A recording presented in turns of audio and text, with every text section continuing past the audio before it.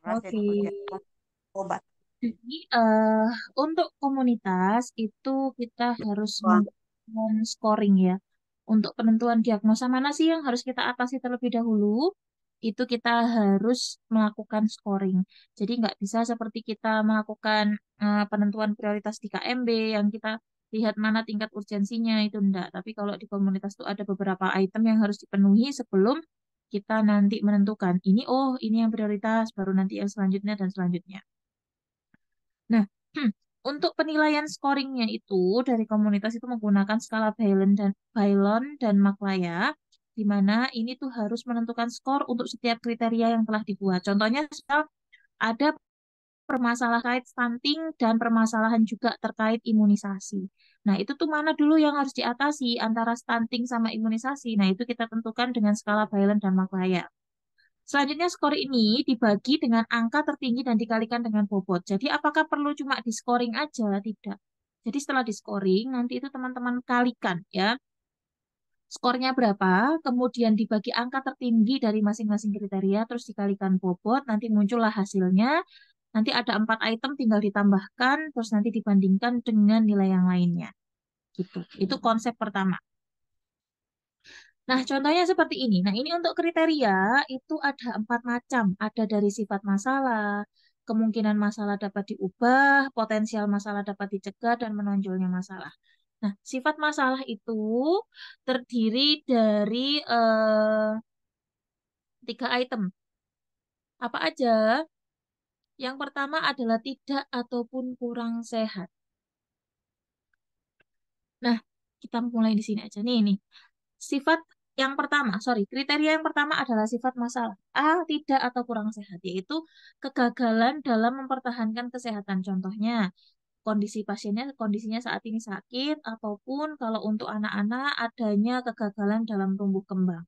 Itu tidak atau kurang sehat. Pada intinya kondisi mereka itu sudah betul-betul sakit. Nah nih, di sini kan,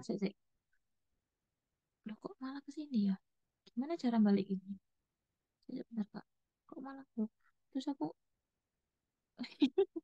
gimana cara balikinnya ya? Oh, ini nih, astagfirullahaladzim. Bentar ya.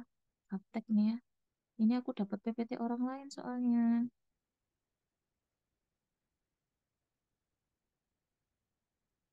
Nah, ini nih.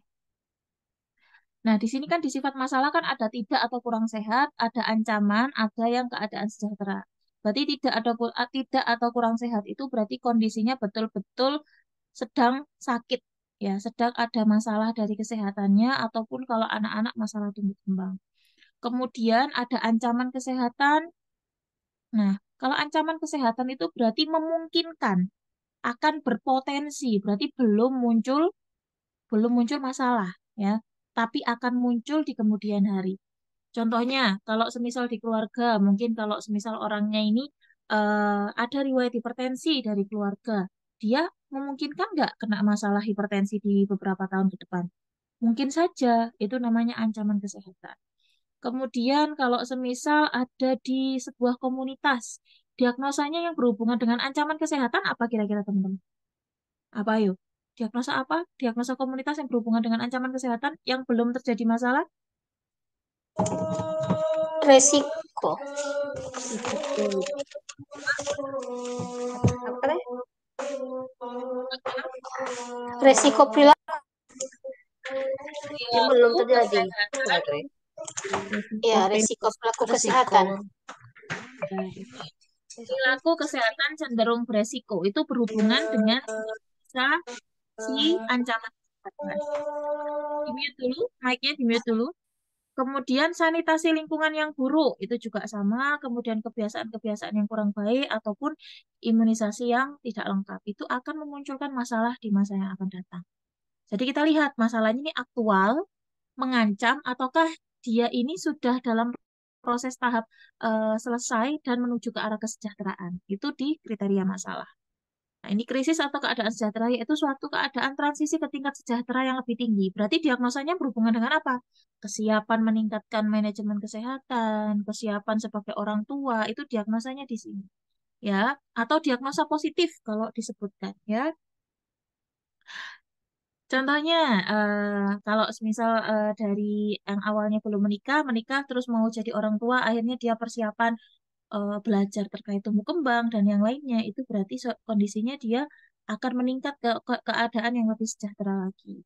Kemudian, misal pindah rumah ya, awalnya yang kumuh, terus dapat rezeki, dia pindah ke tempat yang lebih baik, itu berarti sudah masuknya di keadaan yang sejahtera. Intinya ada kesiapan untuk meningkatkan kondisi kesehatan. Contohnya kalau di komunitas, misal sudah pernah terjadi masalah, ada DBD nih di sebuah daerah, ada 10 orang yang meninggal, misalnya kayak gitu. Habis itu warganya tuh panik. Waduh, ini gimana nih? Udah 10 orang yang meninggal. Gimana caranya biar nggak sampai ada yang meninggal lagi gara-gara DBD. Misal kayak gitu. Akhirnya mereka melakukan kerja bakti, kemudian melakukan jumantik, dan lain-lain dengan tujuan untuk menjaga lingkungannya. Nah, itu masuknya di kondisinya sudah keadaan sejahtera, alias mereka ini sudah siap untuk naik ataupun transisi ke tingkat yang lebih tinggi lagi, tingkat sejahtera yang lebih tinggi. Itu dari kriteria masalah. Jadi dalam kondisi sakitkah, ancamankah, ataupun sudah rilis, ataupun sudah selesai masalahnya, dan dia itu bersiap untuk naik ke tingkat selanjutnya. Itu kriteria masalah. Nanti teman-teman nilai. Nilainya tadi kan ada yang 3, 2, 1. Gitu kan. Habis itu, kriteria yang kedua adalah kemungkinan masalah bisa diubah. Terdiri dari 3 opsi, yaitu masalah dapat diubah dengan mudah, hanya sebagian, atau tidak dapat diubah. Nah, itu sebetulnya ini sifatnya subjektif ya. Ya, jadi tergantung dari penilaian kita sebagai perawat komunitasnya. Bisa saja kemungkinan yang saya nilai, kemungkinan masalah yang saya nilai ini antara saya dengan, misal di sini Pak Riyadun beda, karena beda sudut pandang, bisa jadi seperti itu. Jadi kalau kayak gini tuh beda, subjektif sifatnya. Nah, di sini ada 3 item dapat diubah dengan mudah. Itu kita lihat. Kalau semisal terjadi permasalahannya tadi kayak di BD tadi ya. Ada masalah 10 orang yang meninggal, kemudian lingkungannya semisal kumuh, banyak kenangan, kemudian di situ itu gotnya itu semisal gotnya mati ya, atau drainasenya itu nggak lancar. Itu mudah nggak kalau diubah? Mudah. Dengan cara apa ya tadi kita terapkan 3M plus, kemudian kita bisa semisal penggalangan dana untuk menjalankan lagi drainasenya, biar drainasenya nggak mampet, itu mudah, ada solusinya. Kemudian kalau hanya sebagian, nah kalau hanya sebagian itu eh, ada beberapa hal yang tidak bisa dilakukan sendiri dan harus butuh bantuan orang lain atau mungkin butuh banyak dana. Contohnya, kalau semisal kita itu tinggal di sebuah lingkungan yang minim sekali untuk MCK atau tempat untuk BAB gitu ya. Sementara kita itu adalah daerah yang terisolir, kemudian tidak punya biaya ataupun rata-rata warganya ini hanya seorang petani ataupun orang yang cari makan dari kebun saja, itu kan berarti ekonominya tingkatnya rendah. Nah, kita sebagai perawat komunitas, ya kita harus betul-betul bisa memodifikasi. Masalahnya ini bisa diubah kayak gimana ya kalau semisal di sini MCK-nya nggak ada. Oh, kita bisa bikin MCK, tapi cuma satu. Dan dipakai untuk seluruh desa, seluruh orang yang ada di desa tersebut. Berarti ya dia menemukan solusi, tapi solusinya itu tidak menyelesaikan masalah semuanya, tapi hanya mengurangi kadarnya saja. Itu berarti hanya sebagian. Ataupun tidak dapat diubah. Nah, tidak dapat diubah ini itu contohnya misal ada sebuah pemahaman kalau di desa tersebut orang yang setelah melahirkan itu tidak boleh makan makanan yang tinggi protein. Nanti amis dan lainnya. Kita sebagai nakes udah berusaha semaksimal mungkin ngomong ke toga-tomanya, ngomong ke yang bersangkutan juga tetap aja tidak dilakukan, tetap aja kembali ke kebiasaan yang masa lalu, kebiasaan yang dulu, ya sudah, itu berarti optionnya tidak dapat diubah. Yang berkaitan, biasanya berkaitan dengan pola keyakinan, itu sangat susah sekali untuk diubah ya. Keyakinan seseorang itu susah sekali untuk diubah. Kalaupun bisa diubah, itu waktunya membutuhkan jangka yang lama. Kayak gitu. Kemudian nih, untuk menentukan opsinya, perhatikan faktor-faktor sebagai berikut. Yang pertama, pengetahuan keluarga atau masyarakat dan teknologi. Ya, sekarang kan kita berbasis teknologi. Kalau semisal pengetahuannya kurang, kita ngomong bolak-balik nggak didengar, ya sudah. Sekarang sudah ada TikTok, kita carikan videonya, kita share di grup. Kalau memang semuanya pakai HP, nanti dia lihat sendiri tuh. Nah, habis itu dari sumber dayanya, ada nggak uangnya? Ada nggak tenaganya? Kita punya uang banyak nih di desanya, tapi laki-lakinya pada keluar negeri, ke Malaysia misalnya. Nggak ada yang bisa bantu untuk MCK. mau datengin orang yang dari luar desa tersebut juga jauh, bayarannya mahal. Berarti itu uangnya ada, tenaganya nggak ada. Kayak gitu ya. Kemudian sumber daya bidannya, maksudnya sumber daya dari nakesnya. Perawatnya gimana nih? Terampil nggak? Pinter nggak? Kalau dia jadi perawatnya pelongo-pelongo ya sama aja gitu, nggak ada gunanya. Ya. Kemudian sumber daya masyarakatnya. Fasilitas, misal kita pengen bangun MCK, itu butuh mendatangkan truk yang bawa apa sih namanya pasir, batu dan yang lain-lainnya. Tapi ternyata kita itu tempatnya dipisahkan oleh sungai yang besar, yang alirannya deras, nggak ada kapal, nggak ada perahu. Gimana lewatnya itu, Tri? Ya. Kemudian ada nggak dukungan dari warga sekitar ataupun organisasi-organisasi terkait masalah yang ada di lingkungan kita. Itu dari kriteria masalah. Jadi untuk penentuan dapat diubah dengan mudah, hanya sebagian atau tidak dapat diubah itu lihat dulu sumber daya manusianya, kemudian sumber daya alamnya dan sumber daya dari segi keuangan dan kemungkinan untuk akses fasilitasnya itu bisa atau tidak. Gitu. Ya. Kemudian kriteria yang ketiga adalah potensial masalah dapat dicegah. Nah, potensial masalah dapat dicegah ini kriterianya ada tinggi, cukup, ataupun rendah. Nah, ini untuk menentukan tinggi cukup rendah, bisa dicegah atau tidaknya, itu harus diperhatikan beberapa faktor ini. Mohon maaf ya, kalau semisal background-nya mengganggu, nanti coba tak ubah ya, nanti tak download, tak ubah dulu background-nya. Kepemilikan dari masalah yang berhubungan dengan penyakit, lamanya masalah tersebut, tindakan-tindakan yang tepat sedang dijalankan untuk perbaiki masalah ataukah adanya high risk, ataupun resiko tinggi. Contohnya potensial masalah yang dapat dicegah. Semisal tadi ada yang bermasalah terkait DBD. Gimana keinginan masyarakat untuk mengubah kondisi kesehatannya itu juga diperhatikan. Kemudian berapa lama sih jangkitan DBD di wilayah tersebut sampai ada yang meninggal 10 orang? Nah, kemudian tindakan-tindakan yang sudah dilakukannya apa aja sih agar mencegah DBD-nya tidak semakin marak di desa tersebut? Dan kira-kira di lingkungan tersebut ada yang high risk nggak? High risk itu maksudnya gimana? DBD itu suka sama orang lansia, maksudnya lansia sama ibu hamil dan anak-anak. Berapa banyak lansia di lingkungan tersebut? Berapa banyak anak-anak dan berapa banyak ibu hamil? Nah, semakin banyak populasi-populasi yang beresiko, itu juga akan semakin memperkecil potensi masalah itu bisa dicegah. Itu juga harus diperhatikan. Kemudian, yang terakhir tuh menonjolnya masalah. Nah, menonjolnya masalah ini ada 3 juga opsinya. Masalahnya berat atau tidak. Kalau masalahnya berat, itu harus segera ditangani. Harus segera ditangani saat itu juga. Kemudian ada masalah. Ada masalah tuh ya ada masalahnya, tapi nggak perlu buru-buru untuk ditangani. Bisa sambil jalan santai itu bisa. Kemudian ada yang masalahnya tidak dirasakan. Masalah tidak dirasakan itu sebetulnya ada masalah tapi diabaikan atau tidak diperhatikan oleh warga ataupun keluarga yang bermasalah. Nah, untuk menentukan opsinya, di sini bidan harus memperhatikan hal-hal berikut atau perawat harus memperhatikan hal-hal berikut. Yang pertama, bagaimana persepsi keluarga atau masyarakat terkait masalah yang dialami. Nah, ini menonjolnya masalah ini juga bisa kita lihat dari bagaimana respon masyarakat terhadap masalah yang terjadi. Contohnya tadi DBD yang 10 orang meninggal itu. Panik nggak mereka? Oh, panik. Kalau mereka panik merasa masalahnya ini berat, ya harus segera ditangani. Penanganannya gimana? Ya tadi kita lakukan 3M plus, drainasenya dibenerin, edukasi, di rumah-rumah nggak boleh ada yang gantung, nggak boleh ada sesuatu yang tergenang air, dan lain-lain. Itu berarti harus segera ditangani, karena memang sudah urgent nih. DBD-nya sudah mengambil nyawa hampir 10 orang. Kemudian contohnya yang ada masalah tapi tidak perlu segera ditangani. Contohnya ya, apa sih namanya? Biasanya kalau di daerah, di tempatku itu, kalau malam tuh ada anak-anak muda yang sering ngumpul-ngumpul kayak gitu. Sebetulnya ngumpul-ngumpul tuh nggak masalah ya. Yang dimasalahkan adalah apa aktivitas yang mereka lakukan selama kumpul-kumpul. Kalau semisal kumpul-kumpulnya itu merekanya main kartu terus judi, aslinya kalau itu termasuk masalah yang judinya tuh judi apa dulu kan kita lihat. Kalau misal dia judinya cuma uang-uang kecil aja, itu menurut masyarakat di sini itu ya udahlah biarin aja. Toh juga cuma uang kecil. Jadi mereka merasa udahlah biarin aja nggak terlalu harus ditangani. Tapi ada beberapa orang yang merasa wah ini harus segera ditangani karena kalau enggak nanti nular ke yang lainnya. Nah, itu tergantung. Jadi ada masalahnya mau diatasi segera atau tidak. Itu tergantung dari opsi ataupun persepsi masyarakat terhadap masalah tersebut.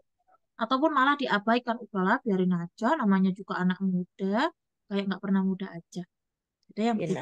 Mata pena di. Minta untuk dimatikan dulu ya mic-nya ya. Kemudian contohnya ini prioritas masalah didasarkan pada diagnosa keperawatan keluarga ataupun komunitas yang mempunyai skor tertinggi sampai skor terendah. Nah ini contohnya ya. Kita lihat aja di sini. Oh, sorry. Dulu kok balik ini mah. Bentar ya Kak. Mana tadi ya? Nah ini contohnya masalahnya. Misal ini ada masalah KB. Kita lihat sifat masalahnya, ancaman kesehatan. Di sini dipilih ancaman. Kenapa? Mungkin kalau semisal tidak dilakukan KB, bisa saja angka kelahirannya sangat tinggi di lingkungan tersebut, nanti ekonominya tambah turun. Ya, oh skornya 2. Tadi rumusnya apa? Rumusnya apa tadi? Skor dibagi nilai tertinggi dikali bobot. Makanya hasilnya di sini jangan langsung di skor ini langsung ditulis di hasil, enggak. Tapi skor dibagi angka tertinggi dikali 1. Skornya 2 dibagi 3 angka tertingginya dikali 1. Ini masih pulpen kurang. Ya, pulpen kesayangan harus. Hai, ya, Kak.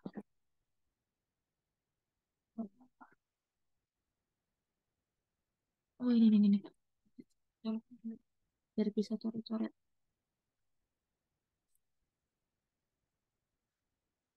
Oke, nah, contoh ya. Ini skornya 2. Gimana sih? Ini skornya 2. Kemudian bobotnya 1.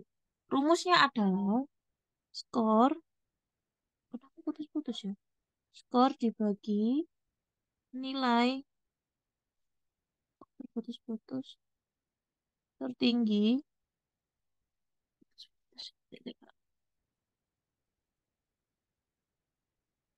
skor dibagi nilai tertinggi dikali bobot. Oke. Nah, di sini skornya 2 dikali dibagi 3 itu nilai tertinggi dikali 1. Jawabannya 2,3. Kemudian kemungkinan masalah dapat diubah hanya sebagian. Dipilih di sini hanya sebagian. Oh, nilainya hanya sebagian tuh 1. Bobotnya 2, ya. 1, nilai tertingginya ternyata di kemungkinan masalah dapat diubah itu 2. Ini 2 dikali 2, 1. Kemudian potensial masalah dapat dicegah itu 3, yang diambil itu tinggi. Kemudian bobotnya 1, ternyata nilai tertingginya itu 3. Berarti 3 bagi 3 dikali 1, jawabannya 1. Kemudian menonjolnya masalahnya ini berat nih, harus segera ditangani. Berarti nilainya 2.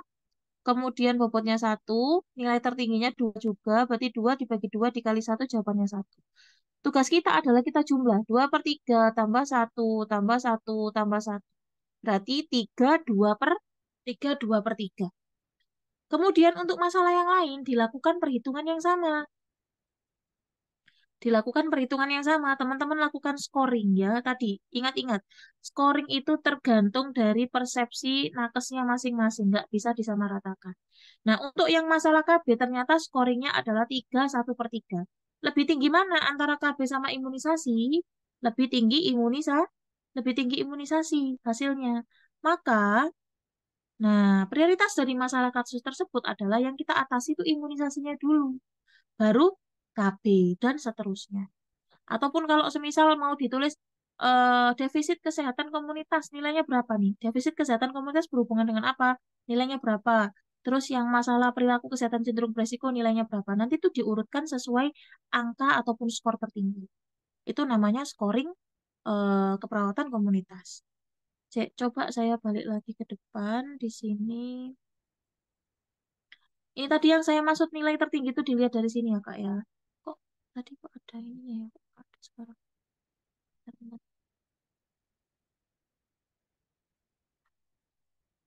Nah ini nih Kak.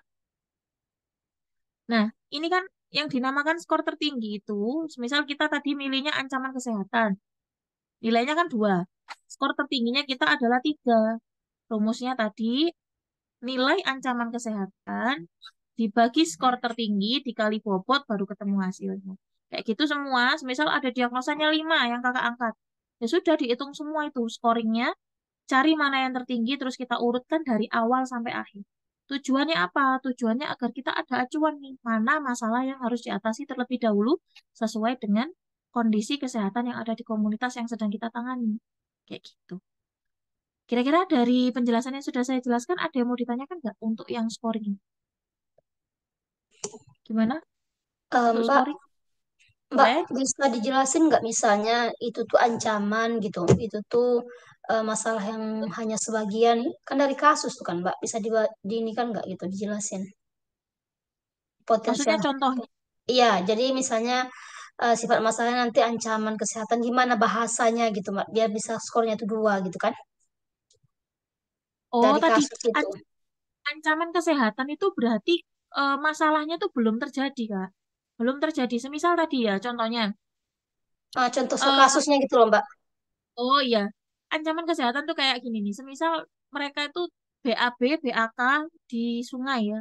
Di sungai semuanya, cuci, baju, mandi, BAB, BAK di sana. Tapi belum terjadi diare. Itu ancaman kesehatan enggak? Nah, itu masuknya ancaman kesehatan. Jadi settingannya itu belum ada masalah yang terjadi, tapi perilaku ataupun kondisi lingkungannya itu menunjukkan bahwa akan terjadi masalah loh di masa yang akan datang. Kalau dibiarkan seperti itu ancaman kesehatan. Tadi sudah saya jelaskan, kalau kurang sehat berarti memang kondisi masyarakatnya ataupun kondisi lingkungannya ini sudah terjadi masalah. Entah mungkin masalahnya bisa masalah secara fisik, masalah secara fisik ya, misal ada hipertensi, ada diabetes mellitus dan yang lainnya, ataupun masalah sosial, masalah psikososial, misal ada eh, apa pertikaian yang nggak kunjung kelar dan yang lainnya, itu berarti sudah aktual terjadi masalah. Kalau yang keadaan sejahtera tadi, kalau di kasus, berarti mereka ini sudah pernah terjadi masalah. Karena sudah pernah terjadi masalah, mereka takut muncul masalah yang sama, makanya mereka itu melakukan tindakan-tindakan untuk mencegah ataupun meningkatkan kondisi kesehatannya. Itu keadaan sejahtera. Ya, kemungkinan. Kemudian kalau kemungkinan masalah dapat diubah tadi dilihat lagi seberapa berat sih. Tadi dengan mudah hanya sebagian atau tidak dapat diubah. Itu tadi banyak pertimbangannya. Kita bisa lihat kondisinya, lingkungannya. Semisal tadi, kalau kita mau bangun MCK, mau datengin alat-alat material, ternyata kita daerah yang terisolir. Apakah bisa dilakukan? Nah, itu kan jadi pertimbangan. Oh iya, ini susah nih. Bisa, tapi cuma sebagian. Ataupun bisa, tapi nggak maksimal. Nah, kayak gitu. Kemudian untuk potensial masalah tadi dapat dicegah atau tidak juga sama. Dilihat dari bagaimana mereka itu mempersepsikan tadi ya. Mana tadi ya? Ini nih. Orang yang bermasalah ini merasa ini masalahnya perlu diatasi enggak sih? Kemudian berapa lama? Contohnya semisal gini, pasien TB. Kalau di kasus pasien TB, dia ini minum obat. Setiap hari minum obat. Tapi minum obatnya itu kadang minum, kadang enggak. Akhirnya dia resisten. Dibawa ke puskesmas. Obat lagi. Kayak gitu lagi, kayak gitu lagi. Sampai 1 tahun tuh dia bolak-balik putus obat. Sampai muncullah gejala-gejala yang memperberat. Misal berat badannya sudah mulai turun di bawah IMT, nilai IMT normal. Kemudian sudah ada eh, metastase ke organ-organ lain. Misal awalnya TB biasa jadi TB tulang ataupun yang lainnya. Nah, itu juga dijadikan pertimbangan. Apakah masalahnya itu betul-betul susah untuk diatasi, kemudian udah lama atau belum? Kalau TB-nya udah lama, terus dia udah resisten berkali-kali, apakah pengobatannya bisa maksimal? Nah, itu kan juga jadi pertimbangan. Kemudian kalau misal udah TB resisten, banyak permasalahan yang sudah muncul di dia, kira-kira tindakan yang sudah dilakukan sama dia itu apa aja? Misal obatnya tetap diminum, terus nutrisinya gimana? Dari pihak keluarganya ada support system atau enggak? Itu tadi juga diperhatikan. Kemudian kalau high risk, tadi high risk itu kalau misal komunitas itu tadi, kalau memang pasien lingkungannya itu lingkungan yang, misal kita tinggal di lingkungan yang dekat-dekat pabrik, yang cerobong asapnya itu ngawur ya, nggak ada filternya. Sementara lingkungan kita tuh banyak bayi-bayi, banyak orang tua atau lansia. Nah, itu juga jadi pertimbangan. Kalau semisal kita mau merubah, bukan ventilasi ya, apa ya, merubah sirkulasi udara di lingkungan sekitar kita agar lebih bersih, agar lebih sehat itu kira-kira bisa nggak ya kalau dengan kondisi pabriknya seperti itu, kemudian ada orang-orang yang berpotensi kena masalahnya itu juga banyak di lingkungan kita, itu juga jadi pertimbangan. Kemudian yang menonjolnya masalah tadi ya, masalahnya ini berat. Kalau mereka merasa ini masalahnya berat, harus segera ditangani karena sudah memakan banyak korban, ya sudah, masalahnya berat. Kalau masalahnya ada tapi nggak perlu segera ya, mungkin saja masalahnya itu tidak terlalu berat dan tidak terlalu berpengaruh ke kehidupan yang saat ini ya sudah. Berarti ada masalah tapi tidak perlu segera ditangani, ataupun masalahnya ini malah diabaikan alias ya sudahlah nggak usah ditangani, nanti juga hilang-hilang sendiri masalahnya. Gitu. Sebetulnya itu pembahasan sih Kak. Yang penting tuh pahami dulu dari poin-poinnya di sininya. Kalau nanti di soal itu nanti analisa. Lagi-lagi kalau komunitas itu mainnya analisa. Saya juga menekankan ke teman-teman UKOM, yang susah itu bukan KMB. Yang susah itu komunitas. Komunitas itu susah, meskipun soalnya cuma potensinya 10 sampai 15 soal. Tapi kalau kamu salah itu sayang sekali gitu loh. Di komunitas itu susah karena mainnya main nalar. Kalau KMB itu udah nalar tapi maksudnya udah ada pakemnya gitu loh. Oh, bersihan jalan nafas itu ada wheezing, ada ronggi. Ya udah, ketemu wheezing ronggi ya bersihan jalan nafas. Tapi kalau komunitas, kalau nggak dinalar, nalarnya cetek, ya salah pasti. Rata-rata gitu. Jadi berhati-hati di komunitas karena teman-teman kan biasanya kendalanya di komunitas. Anak-anak UKOM juga sama. Kendalanya itu juga di komunitas. Karena komunitas tadi perlu penalaran yang panjang. Sekarang kita masuk ke ini ya, ke materi ya. Kok ke materi, ke soal. Ini ada 20 soal malam hari ini. Sebentar. Tak apa tak PDF kan dulu kalau nggak PDF bisa masuk. Kita mulai. Soal yang pertama. Oke. Pada suatu wilayah didapatkan data penderita diare meninggal dunia 105 orang. Tingginya angka kematian karena terlambat dalam pengobatan. Masyarakat beranggapan jika masih bisa beraktivitas, seseorang dianggap belum sakit dan tidak perlu dibawa ke tempat pelayanan kesehatan. Apakah peran perawat komunitas yang paling utama dalam kasus di atas? Apakah survei mawas diri atau SMD, kemudian memberikan pendidikan kesehatan, program peningkatan lingkungan sehat, screening dengan melakukan rectal swab, ataukah melakukan rujukan pada pihak yang lebih kompeten? Kira-kira yang mana? Ini kita harus cari tahu dulu nih. Diagnosanya apa ya? Kalau kondisinya seperti ini, diagnosanya apa ya?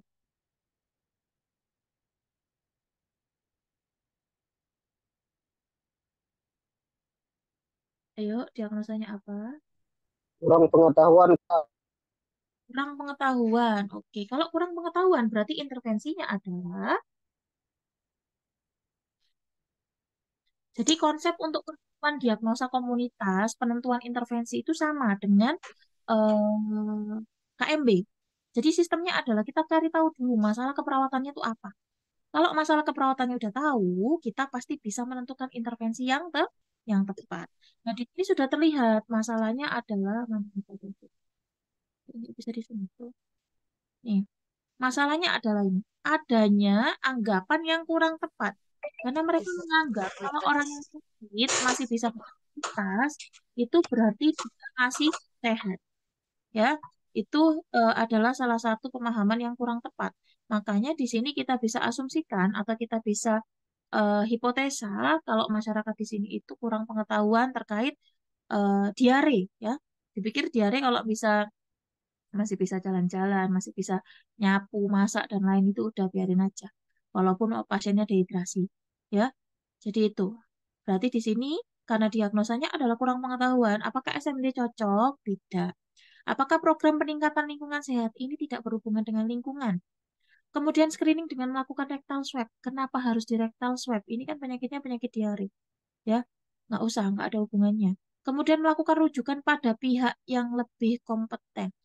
Melakukan rujukan pada pihak yang lebih kompeten ini kemana? Mau dibawa kemana? Ke puskesmas. Percuma kalau puskesmas turun, tapi kalau misal masyarakatmu masih belum paham, masih kurang pengetahuan, ya sama aja bohong. Makanya satu-satunya, karena dia ini masalah keperawatannya adalah kurang pengetahuan, tindakan yang paling tepat adalah memberikan pendidikan kesehatan. Tujuannya apa? Untuk meningkatkan pengetahuan masyarakat, dengan harapan ketika pengetahuannya meningkat, nanti derajat kesehatannya juga ikut meningkat juga. Karena semua itu berawal dari pengetahuan dulu, pengetahuan diubah, nanti sikap dan perilaku itu juga akan mengikuti. Jadi jawabannya adalah B. Oke, betul nih.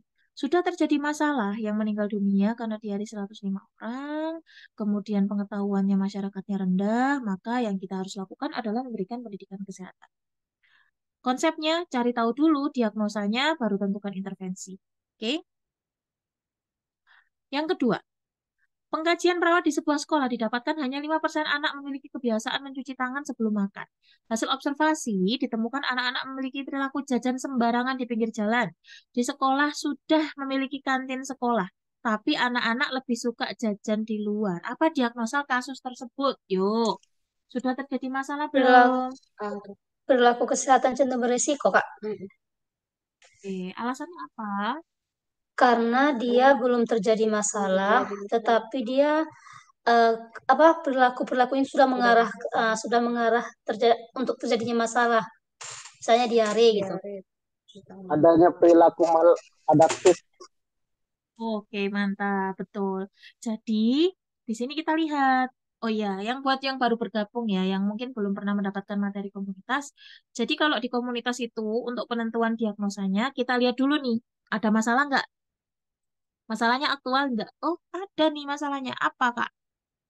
Oh, misalnya ini nggak ada masalah, Kak. Ini cuma kebiasaannya aja yang kurang baik. Oke, nggak ada masalah, kebiasaannya kurang baik. Dan itu dia kebiasaannya bisa memunculkan masalah di masa yang akan datang. Berarti diagnosanya masih diagnosaan ancaman, belum diagnosa yang aktual. Di sini mana diagnosa yang ancaman? Jawabannya adalah nih, ini diagnosa ancaman. Ketidakefektifan pemeliharaan kesehatan itu aktual apa ancaman? Aktual. Ya, Aktual.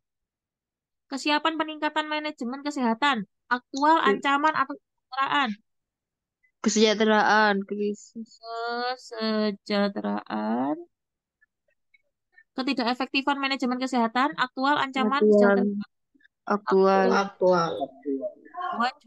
Aktual. Ya.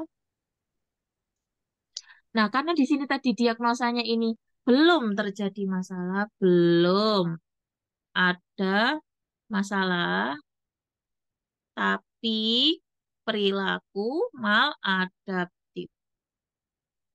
Maka jawaban yang tepat adalah sudah perilaku kesehatan cenderung beresiko.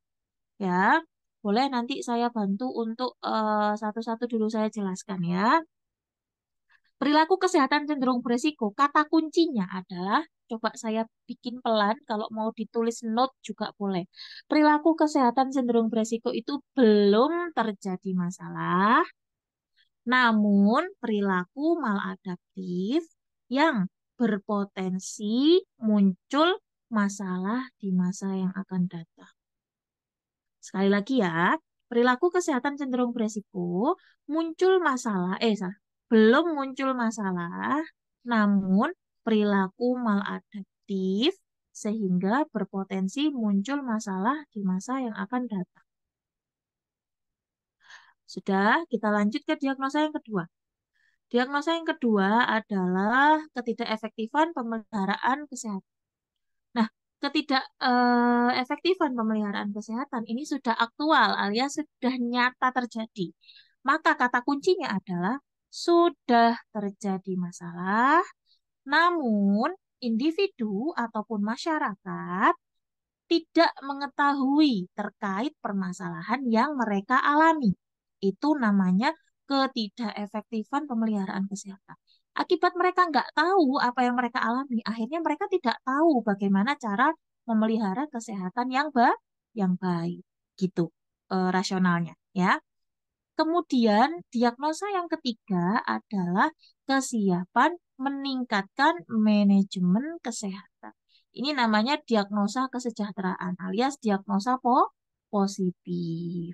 Nah, kalau diagnosa positif, ini tuh berarti dia sudah mulai meningkatkan atau melakukan tindakan-tindakan untuk naik level ke tingkat yang lebih baik lagi.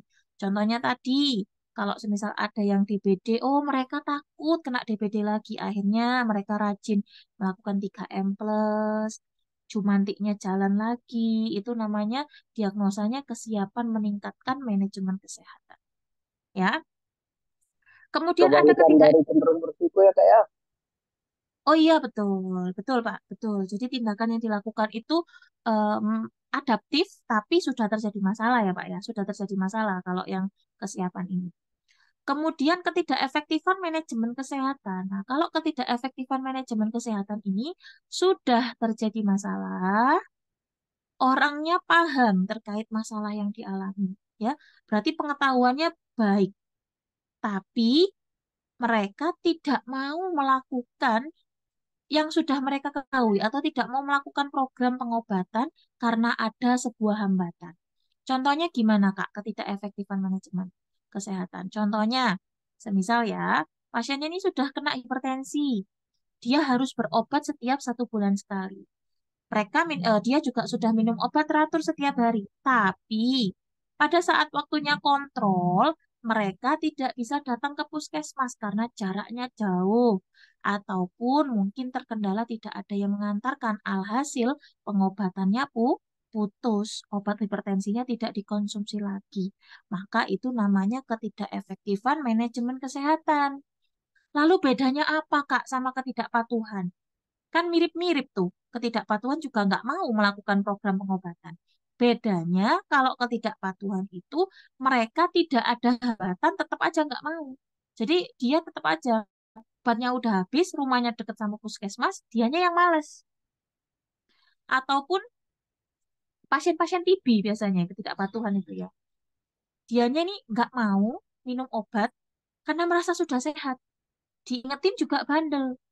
Tetap nggak mau. Itu namanya ketidakpatuhan. Alias dia tidak mau melakukan program pengobatan walaupun tanpa ada hambatan. Itu ketidakpatuhan. Dan yang terakhir, ini yang paling gampang menghafalkannya adalah defisiensi kesehatan komunitas. Apa sih Kak defisiensi kesehatan komunitas? Defisiensi kesehatan komunitas adalah terjadi lebih dari satu masalah kesehatan. Semisal ada hipertensi, barang diabetes, barang apa ya stroke, itu kan lebih dari satu. Ataupun selain lebih dari satu, ataupun ada faktor-faktor yang bisa menurunkan tingkat kesejahteraan. Contohnya apa? Ada masalah atau konflik di lingkungannya. Kemudian misal di situ itu rata-rata pekerjaannya itu sebagai buruh yang gajinya itu sedikit, misal kayak gitu. Kemudian mungkin rata-rata di situ itu kondisi apa ya namanya ya, kondisi lingkungannya ataupun kondisi sumber daya alamnya sedikit. Intinya itu bisa menurunkan tingkat kesejahteraan. Itu bisa masuk juga di defisiensi kesehatan komunitas. Dan satu lagi, syarat dari defisiensi kesehatan komunitas adalah tidak adanya program yang berjalan ataupun kalau ada program, itu cakupannya belum maksimal. Contohnya, harusnya ada posyandu, tapi nggak ada posyandu di daerah situ. Ataupun ada posyandu, tapi cakupannya masih rendah. Itu juga masuk di defisiensi kesehatan komunitas. Oke, jadi cara mengingatnya seperti itu. Aktual, potensial, ataukah kesejahteraan.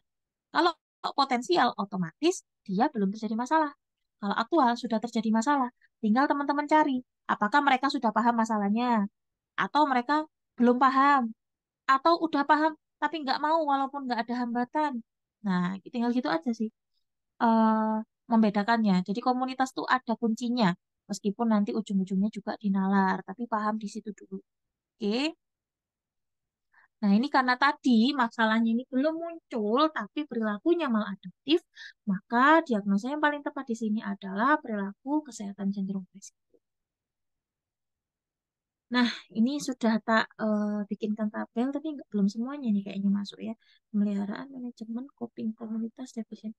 Terus ini ada coping komunitas tidak efektif. Namanya aja coping. Coping itu berarti pola penyelesaian masalah. Kalau pola penyelesaian masalahnya kurang bagus, ya sudah. Berarti masalah yang terjadi di masyarakat tersebut nggak selesai-selesai. Bahkan konfliknya itu bahkan lebih bisa terjadi lebih banyak lagi. akibat dari coping komunitas yang tidak efektif. Ya, Coba Contohnya coba. Kak, Hmm. contohnya, Next.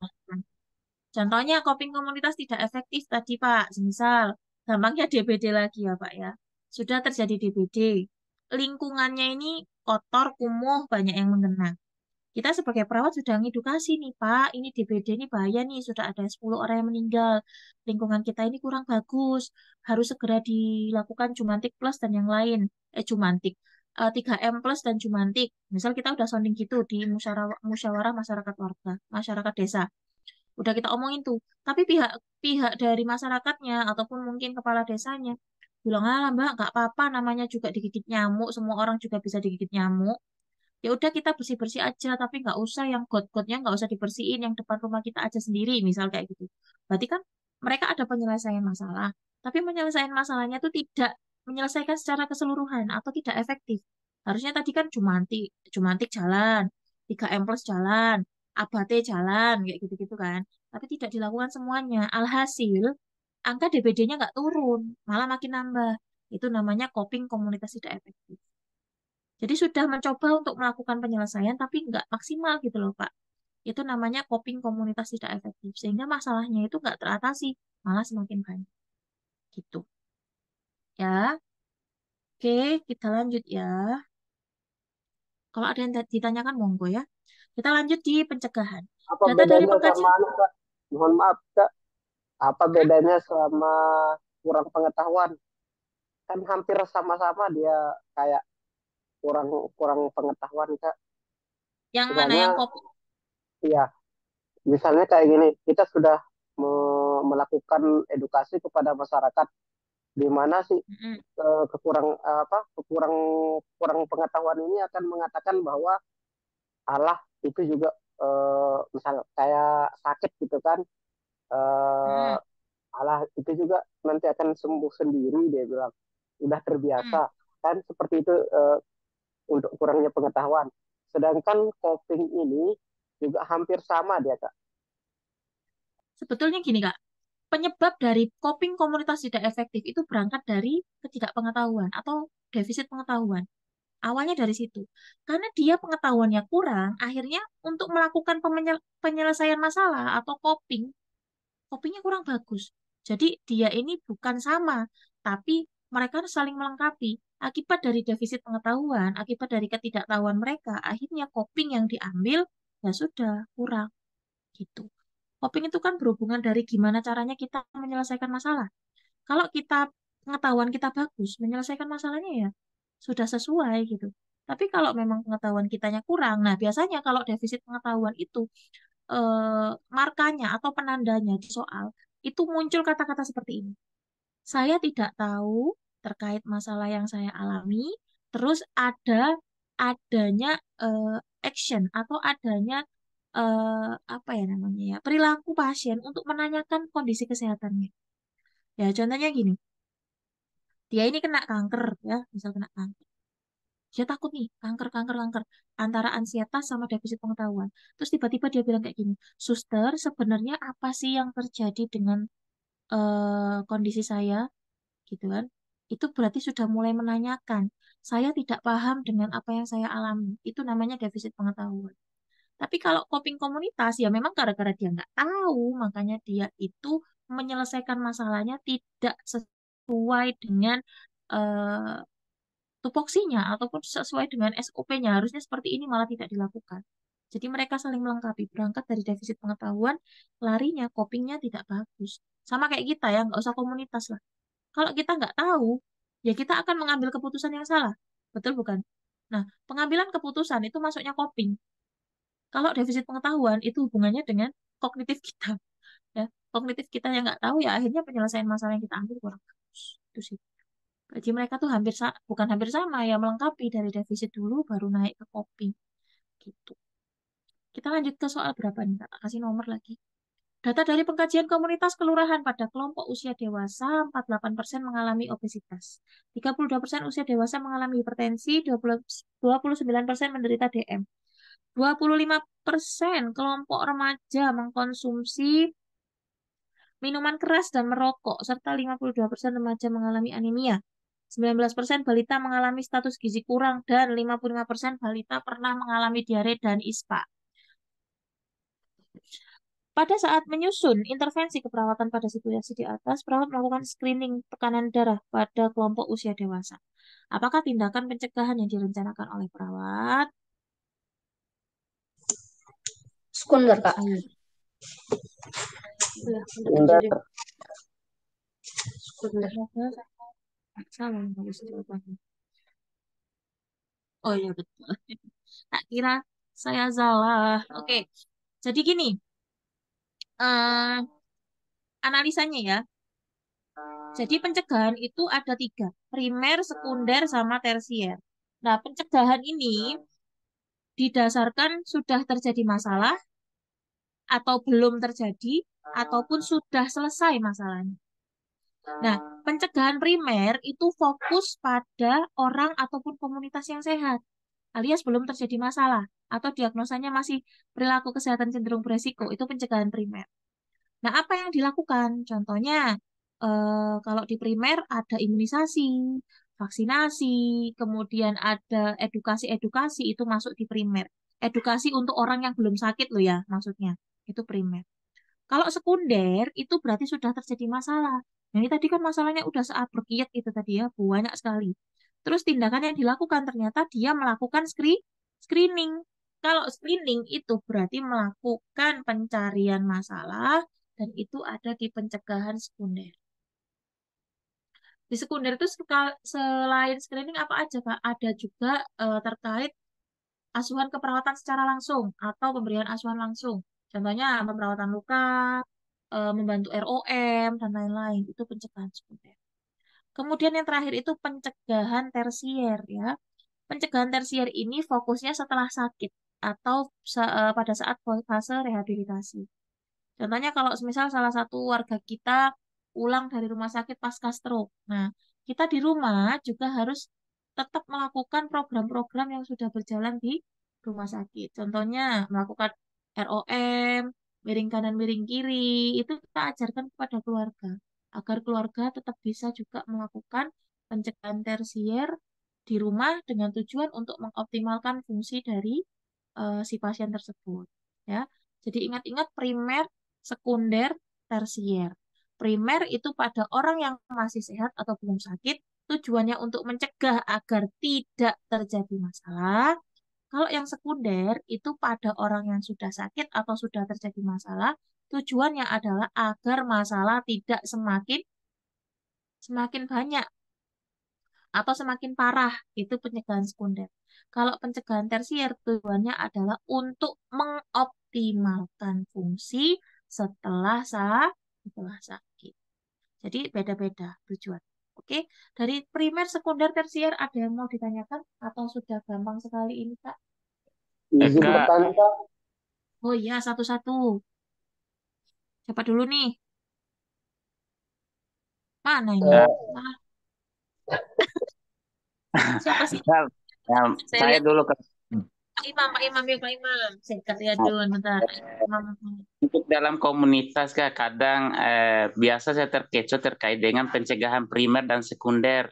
Maksudnya mungkin bisa dijelaskan lagi yang paling kunci selain maksudnya untuk biasanya di sekunder Kak, screening, maksudnya perawatan luka yang seperti apa ini maksudnya, atau contoh-contoh kata kunci yang lain yang bisa membedakan sama primer ini. Oke, saya jawab dulu ya. Jadi kalau yang primer, Bapak itu fokusnya pada orang yang belum sakit tadi loh, Pak. Belum sakit atau orang yang masih sehat-sehat aja. Contohnya ya, lansia itu kan banyak di lingkungan kita. Nah, lansianya tuh ada yang sehat, ada yang sakit. Kalau Bapak melakukan edukasi, Pak, edukasi terkait eh, pencegahan hipertensi pada lansia yang belum terkena hipertensi, itu berarti Bapak melakukan pencegahan primer. Tapi kalau edukasinya ke orang-orang yang sudah kena hipertensi, itu berarti edukasinya sudah masuk ke pencegahan sekunder. Karena yang Bapak edukasi ini orangnya udah punya penyakit. Di situ letaknya. Kemudian kalau dari kegiatannya, kalau yang primer itu kayak ini loh Pak, apa sih namanya? Tindakannya itu lebih ke melindungi agar tidak sampai sakit. Contohnya vaksin. Vaksin itu kan tujuannya biar kita nggak sakit. imunisasi. Kemudian apa tadi? Edukasi-edukasi. Gimana caranya agar mereka tuh tidak sampai jatuh sakit. Itu yang primer. Tapi kalau yang sekunder itu fokus mengatasi masalah yang sedang terjadi atau masalahnya ini sudah sakit nih orangnya. Contohnya kalau misal kita di lingkungan komunitas, Bapak melakukan perawatan luka, itu masuknya sekunder. Perawatan luka, mau masang NGT, infus, dan lain-lain, melakukan asuhan keperawatan secara langsung sebagai bentuk kita sebagai caregiver, itu masuknya di sekunder. Gitu, Pak. Kalau screening, loh, Kak, kok screening kok masuk sekunder? Nah, screening itu kenapa masuk sekunder? Karena dia ini mencari masalahnya atau mencari masalah yang berpotensial akan terjadi. Contohnya, kalau kita ditempatkan di lingkungan, kita lihat kok ibu-ibunya gemoy-gemoy semua ya. Pas ditanya, ini ada yang sakitnya apa ya di sini yang paling banyak, misalnya kayak gitu. Enggak, di sini sehat semua. Dengan melihat yang gemoy-gemoy ini banyak, masa iya kita langsung percaya? Enggak. Langsung kita adakan screening, misal screening tinggi badan, berat badan, hipertensi, kemudian gula darah, kolesterol, asam urat. Ternyata setelah kita screening muncul masalah, itu namanya sekunder. Jadi kita mencari masalah dan memunculkan masalah yang baru, itu masuknya sekunder. Selain perawatan secara langsung. Itu Pak. Itu Pak Imam. Kak Riyadun, monggo. Mana orang yang nggak ada Pak Imam? Oh, turun. Oh, ini. Ayo Kak Riyadun, monggo nanya apa? Eh, Gini Kak, ketika diketahui sebuah data eh, Mm-mm. cenderung bersiko itu datanya lebih tinggi dibandingkan eh, aktual. Mana maksudnya dia masuknya ke primer atau sekunder. Ketika kita misalkan di aktualnya itu cuma 20%, kemudian Hmm? cenderung berisikonya itu 50%. Jadi masuknya itu ke pencegahan primer atau sekunder, Kak? Oh, dari prosentasenya tak Kak? Iya, Kak.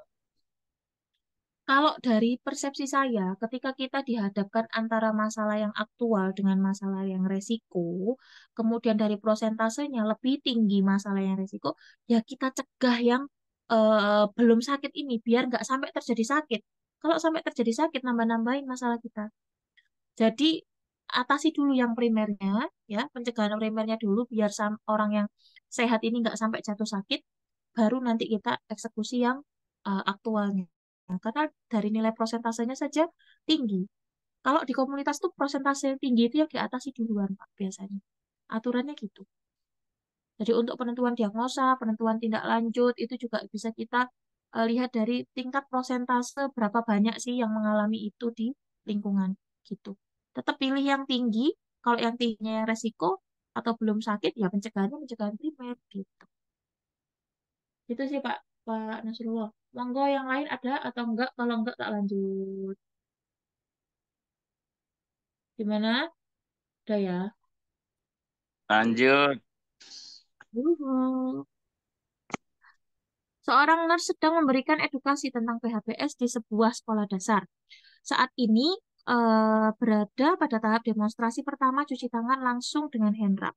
Apa langkah selanjutnya yang perlu dilakukan nurse? Apa yuk? Ayo apa yuk?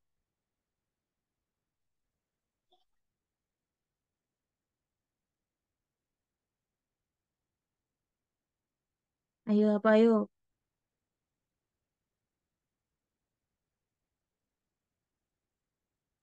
Mana nih orang-orangnya nih? A. Ayo. D, Kak. Eh, Ke puskesmas Mas Imam. eh, Eh, D, Kak. iya. kenapa harus 3 siswa? Kenapa nggak semua siswa suruh praktek ulang? Ayo, ayo. Kalau Kak. metode demonstrasi, metodenya demonstrasi itu kan kita praktekkan ya. Kita bilang ke anak-anaknya, ini mau dipraktekkan dulu ya.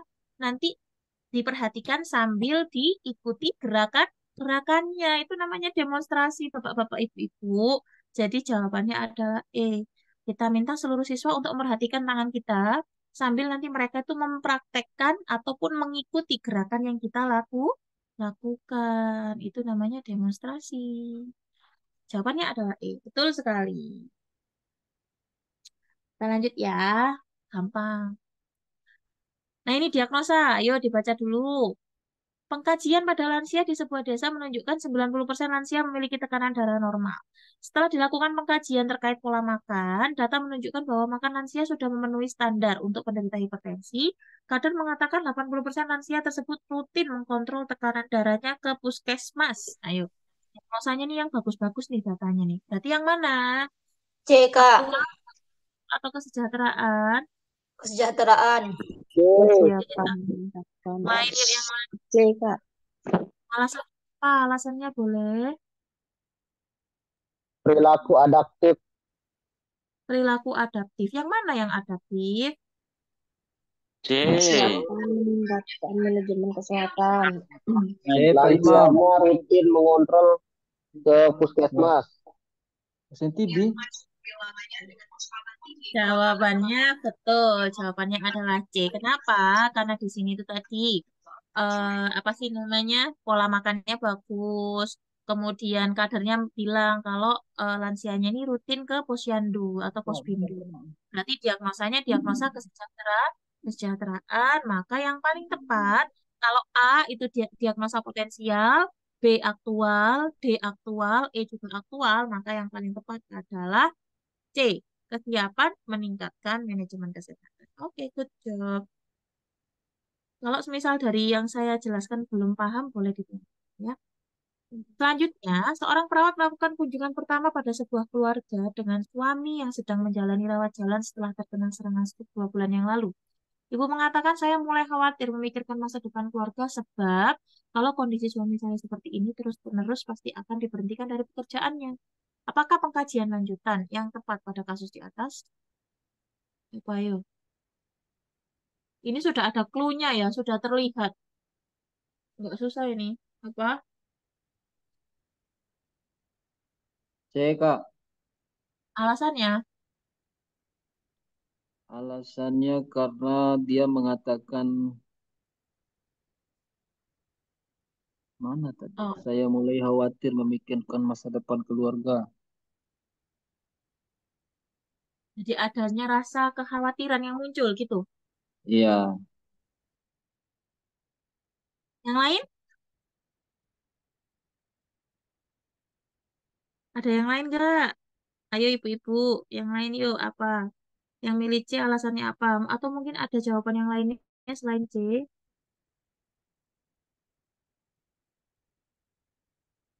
Nggak ada? Oke, kita bahas ya. Karena di sini tuh tadi kan stroke ya. Sebuah keluarga, suami istri kan pasti punya peran masing-masing. Apalagi kalau peran pencari nafkahnya itu di suami. Suaminya sakit 2 bulan, ya. Dengan kondisi kerja, pasti kebanyakan kemungkinannya akan diberhentikan dari pekerjaannya dan ibunya atau istrinya sudah mulai memikirkan kalau ini nggak sembuh-sembuh, pasti diberhentikan.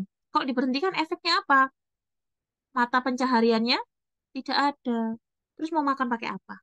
Ya pakai nasi, Kak. Nah, pertanyaannya uangnya dari mana? Nah, kayak gitu kan. Itu dipikirkan. Nah, berarti kalau ada pernyataan seperti itu, berarti sudah muncul yang namanya stresor ataupun beban pikiran yang ada di caregiver ataupun seorang istri ini tadi. Maka, yang harus kita lakukan pengkajian selanjutnya adalah betul gimana cara ibunya ini beradaptasi dengan stres yang terjadi. Terus coping keluarganya, kalau memang kemungkinan nih. Jadi kita tanya, Bu, setelah 2 bulan ngerawat Bapak, apa yang Ibu rasakan? Ceritalah, waduh suster saya mulai khawatir ini nanti gimana anak saya sekolah dan lain-lain. Apakah ini yang merasakan hanya Ibu saja ataupun anak-anak yang lainnya juga ikut merasakan kekhawatiran? Nah, kita tanyakan seperti itu. Lalu penyelesaiannya seperti apa, Bu? Kalau semisal Bapak kondisinya terus-menerus seperti ini dan tidak sembuh. Nah, itu kan kita mengkaji coping keluarga ya. Semisal, waduh sus nggak ngerti aku gimana ya suster ya. Kalau semisal copingnya yang diambil itu mengarah ke yang kurang baik. Semisal, ini kalau terpaksa saya nggak punya uang ya. Anak-anak saya suruh maling aja. Semisal seperti itu ya. Ya kita ini harus mengarahkan. Bu, jangan, masih banyak hal lain yang bisa dilakukan meskipun Bapak seperti ini. Mungkin Ibu bisa jualan ataupun yang lainnya. Nah, itu mengkaji dengan tujuan tadi kalau semisal memang copingnya mengarah ke yang maladaptif bisa kita arahkan. Nah, kata kuncinya di sini adalah saya mulai khawatir. Nah, itu. Jadi yang harus dikaji lebih lanjut adalah bagaimana seorang ibu ataupun anaknya ini beradaptasi dengan permasalahan yang dialami dan copingnya gimana sih saat berhadapan dengan masalah seperti itu. Jadi jawabannya adalah C. Boleh Kak Adinda Mata mau nanya apa? Iya, mau nanya Kak, kalau misalnya besok di soal tes itu PNS, misalnya ditanyain kayak tadi apa pengkajian selanjutnya. Nah, itu yang kita kaji selanjutnya itu data yang sudah ada terus kita gali lebih dalam atau kita mengkaji data yang belum ada ya, Mbak ya. Soalnya dulu pas zamannya kuliah tuh eh, ada yang bilang katanya suruh mengkaji yang sudah ada, jadi menggali lebih dalam. Tapi ada juga yang bilang beda lagi gitu. Kasih Kak. Oke, terima kasih Kak Adinda. Jadi kalau saya pribadi, ketika kita bertemu soal yang ditanyakan pengkajian lanjutan, namanya aja lanjut, berarti yang sudah ada kita perdalam, gitu Kak. Jadi Oh, berhubungan oke. sebelumnya, Mm-mm. heeh. Jadi apa ya, berkesinambungan gitu loh Kak. Jadi nggak terputus. Contohnya Iya, ini kan mm-mm. dia stres nih ya, stres dengan kondisi suaminya. Masa iya kita mau nanya fungsi perawatan kesehatan keluarga kan ya nggak nyambung gitu loh. Jadi kita sambungkan yang awalnya tuh bahas stres, ya kita gali nih stresnya kayak gimana, cara adaptasi dengan Mm-mm. stres, terus copingnya gimana, seperti itu. Sama dengan yang KMB juga. Kalau permasalahannya di respirasi, jalan nafas misalnya. Jalan nafas nih masalahnya apa aja? Oh, dia itu belum ada suara nafasnya loh. Ya sudah, kita cari tahu nah suara nafasnya apa. Gitu. Misal ada batuk berdahak-dahak tidak bisa dikeluarkan, tapi data rongkinya nggak ada. Terus pertanyaannya gini, apakah pengkajian lanjutan yang harus dilakukan? Ya harus sesuai.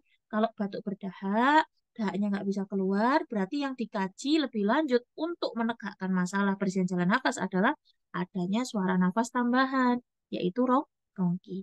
Jadi kalau persepsi saya, selama yang saya pelajari saat ini, pengkajian lanjutan itu adalah berkesinambungan dengan kasus yang sudah dimunculkan di soal. Seperti itu, Kak. Gitu ya. Oh, Terima kasih. oke, makasih Kak. Iya. Kita lanjut soal selanjutnya. Pada kunjungan rumah didapatkan laki-laki berusia 43 tahun mengatakan pundaknya terasa berat dan dirasakan sejak klien banyak bekerja menggunakan komputer. Klien mengurangi keluhan dengan minum obat penghilang nyeri yang dijual bebas. Hasil pemeriksaan tekanan darahnya 160/100, nadinya 110. Apakah pengkajian yang harus diperdalam pada kasus tersebut? Ayo, apa yuk? Yang mana jawabannya? Yang di-highlight yang mana? Yang di-highlight yang mana? Yo.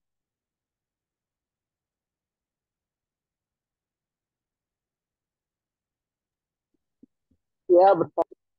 Ah, Apa? Kak. Kenapa milih A? Ayo, jadi teman-teman harus cari tahu dulu nih, mana yang harus di-highlight di sini. Ini permasalahannya ini perkara dia itu minum obat yang dijual bebas ataupun kebiasaan dia bekerja menggunakan komputer. Yang mana yang harus kamu kaji dulu? Ayo, Oke, yang Kak. mana? Kenapa harus kebiasaan berobat klien? Alasannya apa?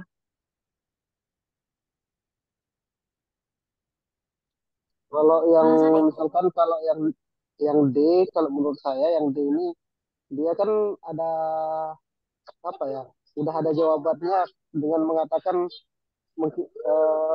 membeli obat di apa namanya itu di dijual bebas gitu. Kalau menurut saya yang A ini yang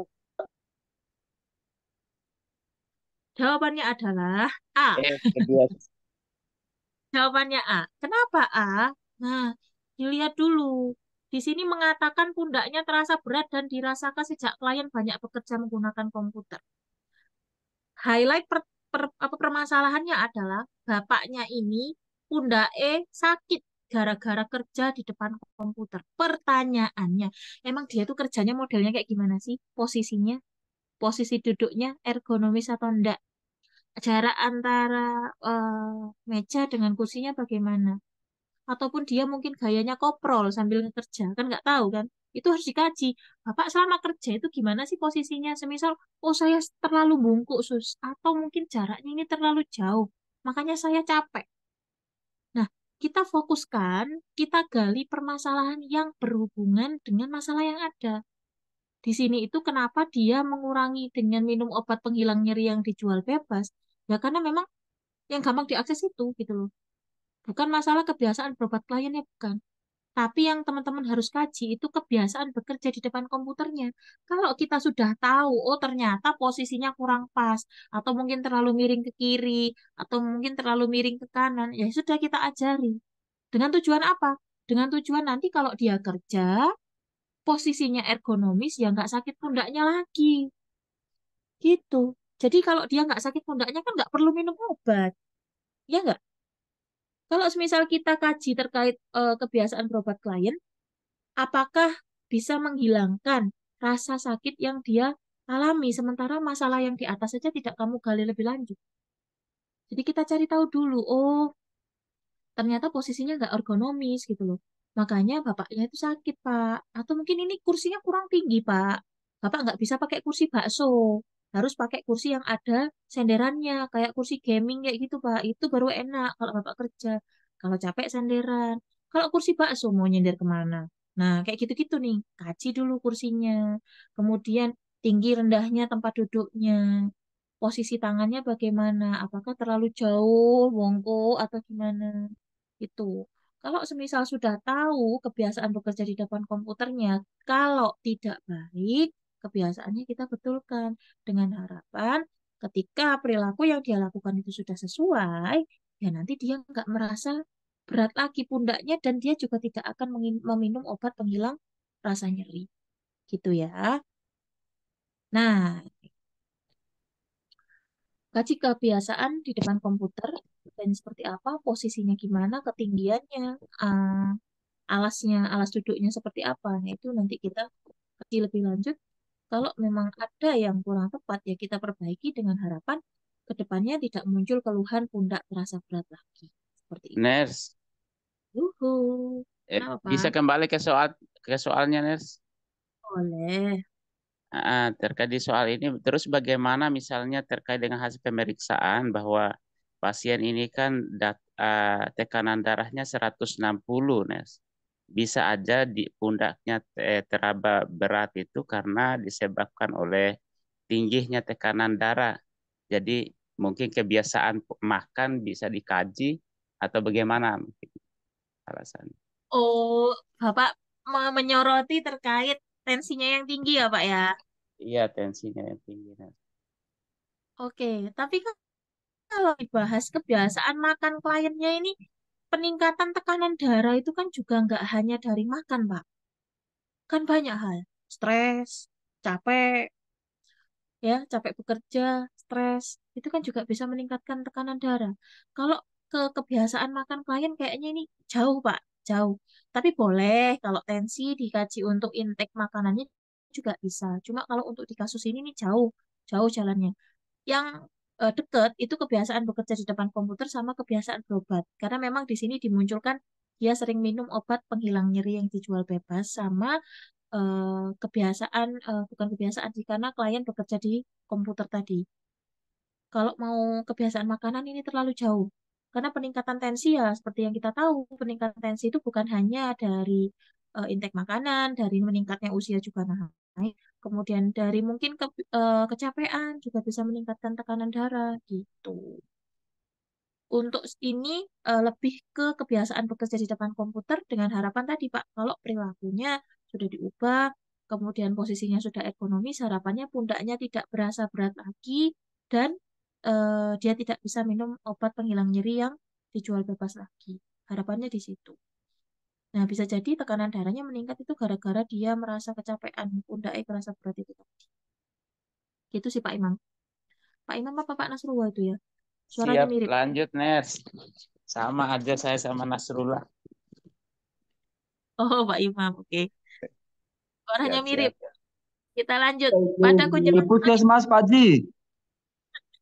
pada kunjungan rumah didapatkan laki-laki berusia 45 tahun yang telah mulai pengobatan TBC paru sejak 1 bulan yang lalu. Hasil anamnesis, klien tidak minum obat sejak 4 hari yang lalu karena merasa sudah sehat. Apa diagnosanya? Wah, ini tadi udah tak jelasin. Ayo, gampang. Keputusasaan. Mana ada? Ketidakpatuhan. Nggak ono kok diagnosa yang keputusasaan. Aduh, ayo, alasannya apa? Ayo, ketidakpatuhan tadi kata kuncinya apa, Kak? Karena pasien Tidak. tidak mau minum obat lagi, Ners. Tapi Kata tidak ada kuncinya tadi. hambatan, Kak. Iya, tidak mau melakukan pengobatan walaupun tidak ada hambatan. Oke, jawabannya adalah ketidakpatuhan. Suara apa ini? Oke. Ketidakpatuhan tidak mau mengikuti regimen terapeutik atau pengobatan dengan baik walau tanpa Kayak gejala. gini soalnya. Halamak. Lanjut. Data dari pengkajian komunitas kelurahan pada kelompok usia dewasa 48% mengalami obesitas, 32% usia dewasa mengalami hipertensi. Ini sama kayak yang tadi, cuma pertanyaannya adalah, pada saat menyusun intervensi keperawatan pada situasi di atas, balik perawat menyusun strategi untuk meningkatkan cakupan imunisasi pada kelompok balita. Berarti pencegahannya apa? Primer.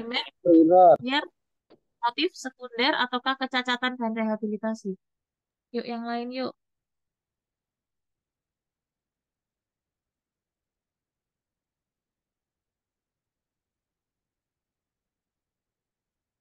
Yuk, kenapa alasannya primer?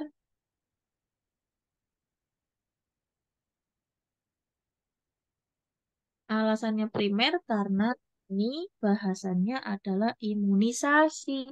Kalau imunisasi itu berhubungan dengan pencegahan timbulnya penyakit. Maka yang paling cocok adalah pencegahan primer. Betul, pencegahan primer. Tadi ya, primer itu bentuknya imunisasi, vaksinasi, obat cacing. Kalau semisal dia belum cacingan, dikasih obat cacing biar nggak sampai cacingan, itu juga masuk ke primer. Kemudian kalau yang sekunder, itu tadi ada screening, ada perawatan secara langsung, gitu sekunder. Dan yang terakhir itu rehabilitatif, ataupun kita membantu agar pasien itu bisa tetap melakukan perawatan di rumahnya ya pasca sakit. Oke, lanjut. Hasil screening kesehatan di posyandu lansia menunjukkan 20% mengalami DM dan hipertensi. Masyarakat sehari-hari memiliki kebiasaan minum kopi atau teh manis dan tidak suka menggunakan alas kaki. Apa masalah keperawatan tersebut? Defisiensi kesehatan komunitas. Yuk, yuk. Yang lain, ayo. Alasannya apa? Alasannya? Lebih dari satu kasus, Kak. Habis itu ada lagi loh alasannya. Apa lagi? Selain lebih dari satu kasus? Kayak kebiasaan minum kopi, Kak. Teh manis. Itu belum. Ada lagi. Kurangnya pengetahuan. Adanya Mana? kurangnya pengetahuan. Oh, kerja, Kak. Hah? Apa sih? Menggunakan Ayo, alas kaki. Defisiensi Tidak ada kesehatan program. Oh, tidak ada program kesehatan yang Nah. berkelanjutan pada desanya. Betul, tidak ada program ya. Jadi sudah terjadi lebih dari satu masalah, tidak ada program, ya sudah defisiensi kesehatan komunitas. Yuhu. Just lanjut. Oh, teter diagnosa terus. Nanti di belakang ada yang lainnya. Kita depan ini diagnosa terus. Hasil pengkajian di sebuah desa ditemukan data peningkatan 10% kasus baru tuberkulosis, 70% keluarga prasejahtera, 60% merasakan adanya gejala penyakit, 50% keluarga bekerja sebagai buruh, dan 50% penderita sulit meluangkan waktu untuk memeriksakan kesehatan. Diagnosanya apa?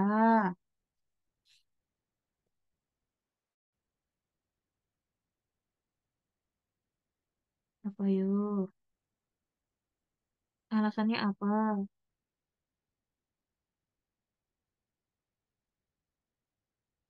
Ayo, apa ayo?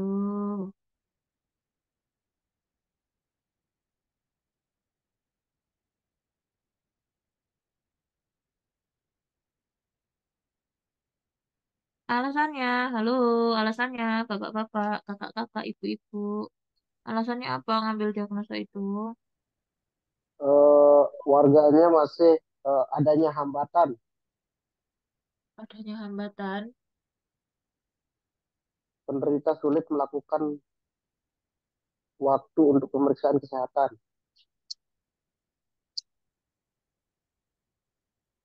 Ayo, ada lagi? Apakah ini bukan defisiensi kesehatan komunitas?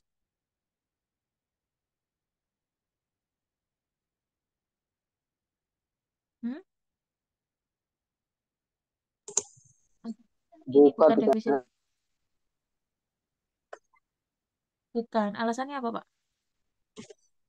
Karena dia belum pemeriksaan kesehatan. Jangan bisik-bisik, Kak. Izin jawab boleh, Kak? Boleh, silakan. Mungkin dia belum memeriksakan kesehatannya, makanya belum masuk ke ketidak efektifan manajemen kesehatan. Menurut kami sih. Yang lain? Dulu sinyalnya kok jelek. Ayo, yang lain gimana? Ayo, yang lain gimana? Ayo, Pak. Tadi siapa yang mau ngomong tadi? Alasannya ayo. Ayo, ayo.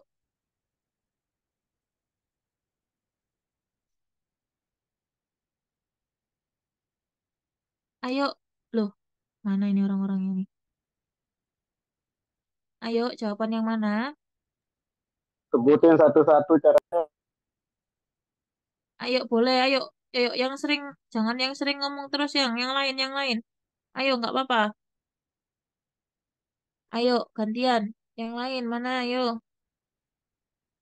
Kenapa alasannya? Kenapa ngambilnya, apa tadi? Manajemen kesehatan tidak efektif ya? Ngambilnya tadi ya? Manajemen kesehatan tidak efektif. Kenapa? Kan sudah kelihatan di situ. Ayo, kenapa? Kak, dicecer ya. Ka- Ayo, kenapa? Karena di situ sudah terjadi masalah, namun tidak mampu melakukan pemeriksaan di kesehatan di puskesmas, Kak. Karena di situ ada kata sulit meluangkan waktu untuk memeriksakan kesehatan, Berarti ada hambatan ya? ada hambatan. Sik. Kok hilang? Bentar. Bentar, Kak. Kok hilang? Tadi nomor berapa ya? Hmm, sampai mana tadi?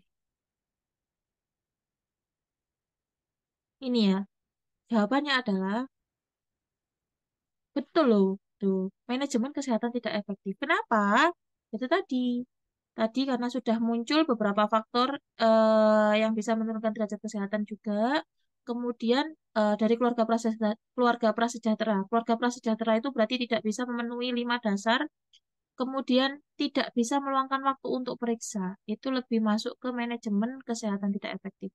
Sudah terjadi masalah, kemudian tidak bisa melakukan program pengobatan dikarenakan ada hambatan. Maka jawabannya adalah manajemen kesehatan tidak efektif nih. Ini masalahnya ini tuberkulosis. Kemudian sudah ada banyak yang tuberkulosis, banyak yang keluarga prasejahtera juga. Kemudian ini 50% penderita sulit meluangkan waktu untuk memeriksakan kesehatannya. Berarti hampir dari 5% dari tuberkulosis yang muncul ini rata-rata nggak periksa lagi karena ada hambatan untuk memeriksakan kesehatan. Bisa saja hambatannya itu karena mereka itu kerja. Karena kerja kan nggak bisa seenaknya mau periksa ya, harus nunggu izin dan lain-lain. Akhirnya periksanya tidak dilakukan, sehingga manajemen kesehatannya ini tidak efektif. Jadi jawabannya adalah D. Betul. Terus lanjut. Hasil pengkajian di sebuah kelurahan didapatkan data 60% mengalami hipertensi. Selama ini hampir seluruh warga mengkonsumsi ikan asin secara berlebih serta olahan makan bersantan yang kurang mengkonsumsi sayur. Intervensi yang paling tepat apa?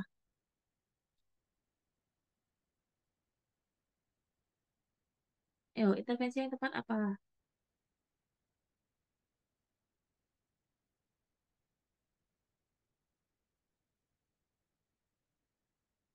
Intervensi yang tepat apa? D. Hmm, apa Kak? D. Alasannya?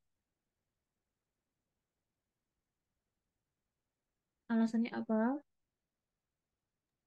Selama ini hampir seluruh warga mengkonsumsi ikan asin secara berlebihan. Oke. Jadi, eh, di sini bisa kita lihat teman-teman ya, banyak dari masyarakat itu yang masih mengkonsumsi makanan-makanan yang bersantan, kemudian tinggi natrium, padahal banyak yang kena hipertensi. Maka intervensi yang paling tepat dilakukan adalah menjelaskan pola makan yang sehat untuk pasien hipertensi. Oke, betul. Kita lanjut. Ini diagnosa lagi. Apa nih? Ini kayaknya tadi udah ya, double jangan-jangan.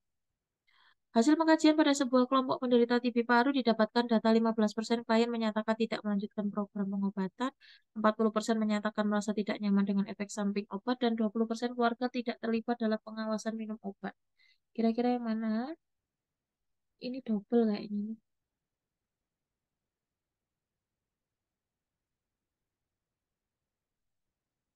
Ayo, apa Rek? Jawabannya ini tadi udah dijawab nih kayaknya. Halo? Kok ketidakefektifan, Kak?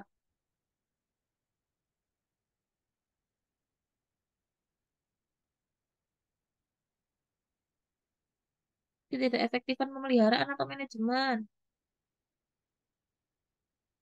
Ayo,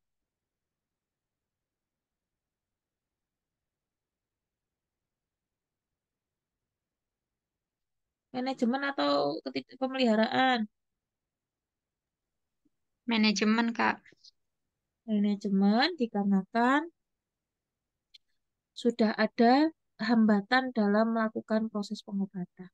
Kalau tidak ada hambatan tadi, ketidakpatuhan. Oke. Hasil pengkajian nurse pada sebuah wilayah binaan menunjukkan 20% lansia kategori moderately inactive. 10% lansia memiliki resiko tinggi jatuh, 30% lansia mengalami RA. Cakupan kunjungan posyandunya hanya 10% dari total lansia di RT tersebut. Tidak ada aktivitas rutin untuk meningkatkan kebugaran lansia. Maka DX-nya apa?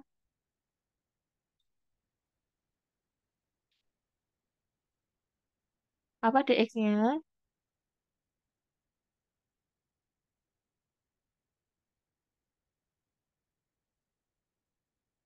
Kok iso jupuk resiko jatuh itu loh?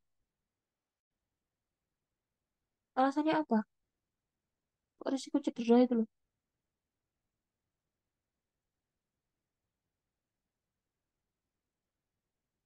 Ayo, ayo. Ini masalahnya udah lebih dari satu. Tidak ada aktivitas rutin. Udah jelas loh, Kak. Ini bukan diagnosa ini ya, bukan diagnosa KMP ini komunitas. Divisi Kesehatan Komunitas. Ya, defisiensi kesehatan komunitas mana? Tadi dia ada Karena resiko tinggi lebih dari masalah. Kena RA, cakupan posyandu, ada program tapi cakupannya cuma 10%. Itu sedikit sekali. Ini kalau orang puskesmas cakupannya 10% udah kelabakan. Ini harusnya nggak boleh sekecil ini. Harus banyak, kalau nggak minimal 80% ke atas. Kemudian tidak ada aktivitas rutin untuk meningkatkan kebugaran lansia. Berarti tidak ada program yang berkelanjutan untuk meningkatkan kondisi kesehatan si lansia ini. Maka diagnosanya ya sudah jelas. Defisit kesehatan komunitas.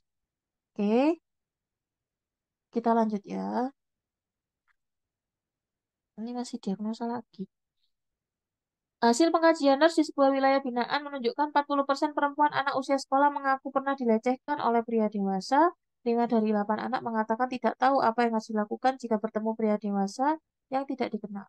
20% anak perempuan dalam kategori tingkat stres sedang berat serta terindikasi mengalami trauma. Apa masalah keperawatan prioritas dari kasus tersebut? Apa yo? Sudah terjadi masalah tapi nggak tahu cara ngatasinnya. Bu. Tidak D, Kak. efektifkan pemeliharaan kesehatan. Mana coba datanya mana datanya?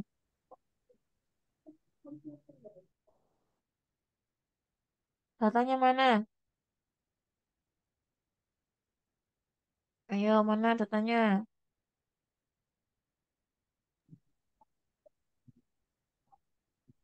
Ayo, datanya yang mana?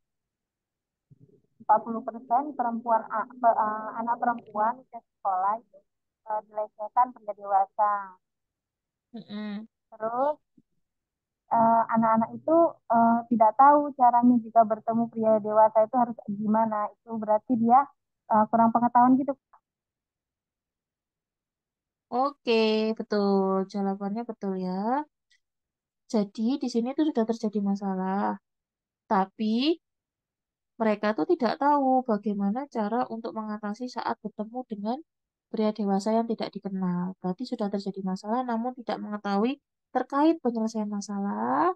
Maka, yang permasalahannya atau diagnosa komunitasnya adalah ketidakefektifan pemeliharaan kesehatan.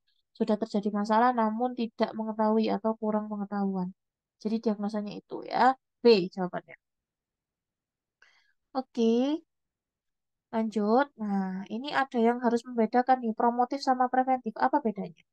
Hasil pengkajian di RW 4 oleh perawat komunitas menunjukkan jumlah lansia sebanyak 45 orang yang mengalami hipertensi. Untuk memelihara kesehatan para lansia, maka perawat komunitas memerlukan intervensi senam lansia di halaman kantor lurah. Apa yang dilakukan oleh perawat sesuai dengan pelayanan kesehatan di komunitas? Apakah promotif, preventif, kuratif, rehabilitatif, ataukah peningkatan kesehatan?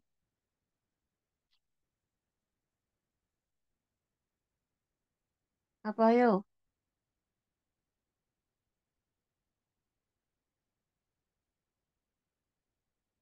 Ayo, apa yo? Apa bedanya promotif sama preventif?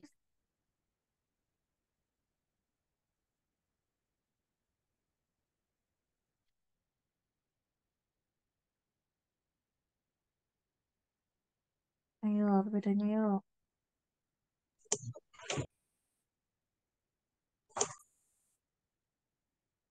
Jawabannya yang mana?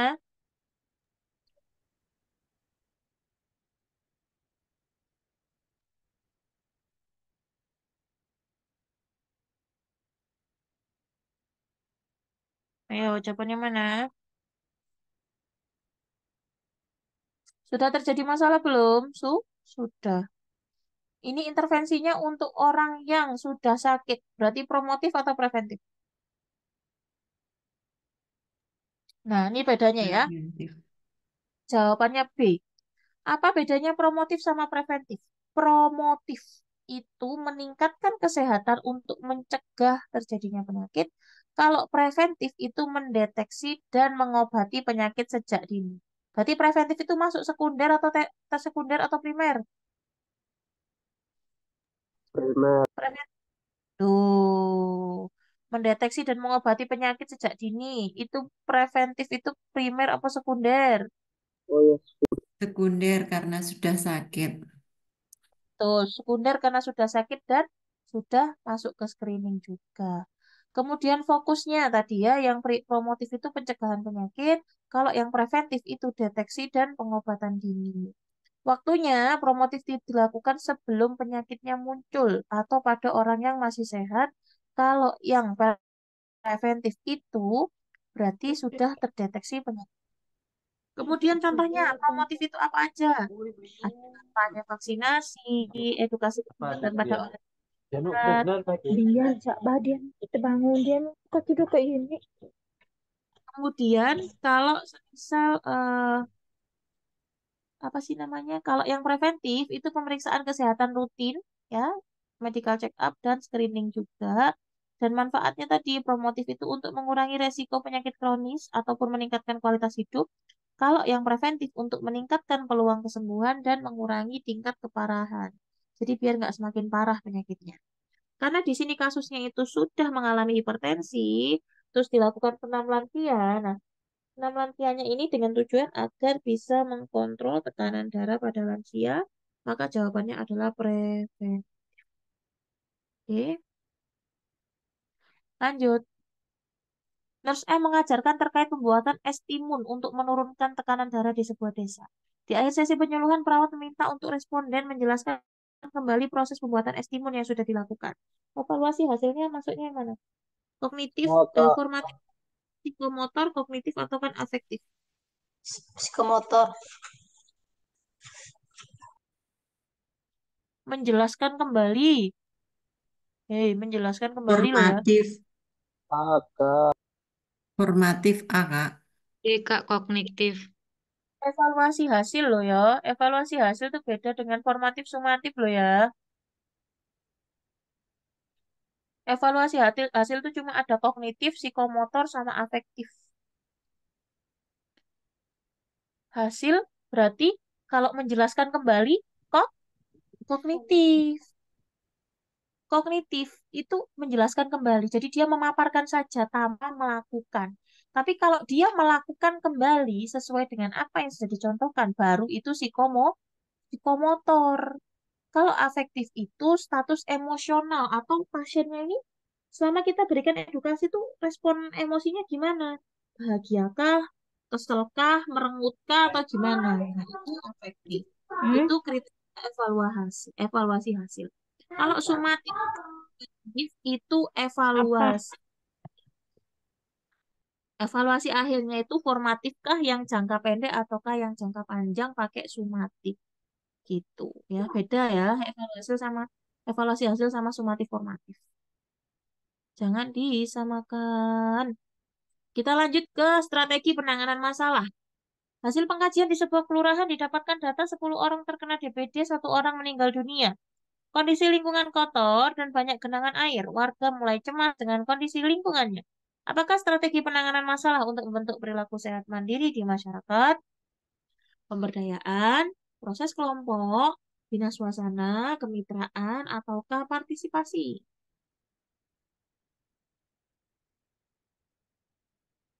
Apa yo?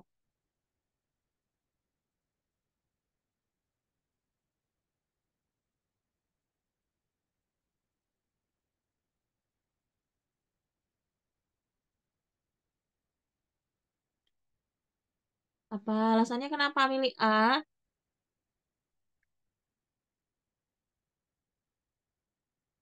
Apa alasannya pilih A?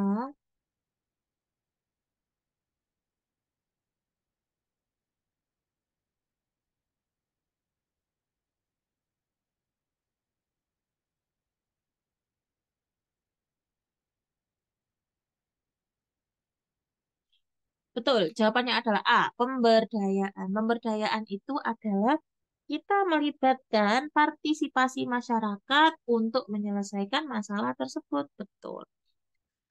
Nih, pembedanya dari 5 tadi ya.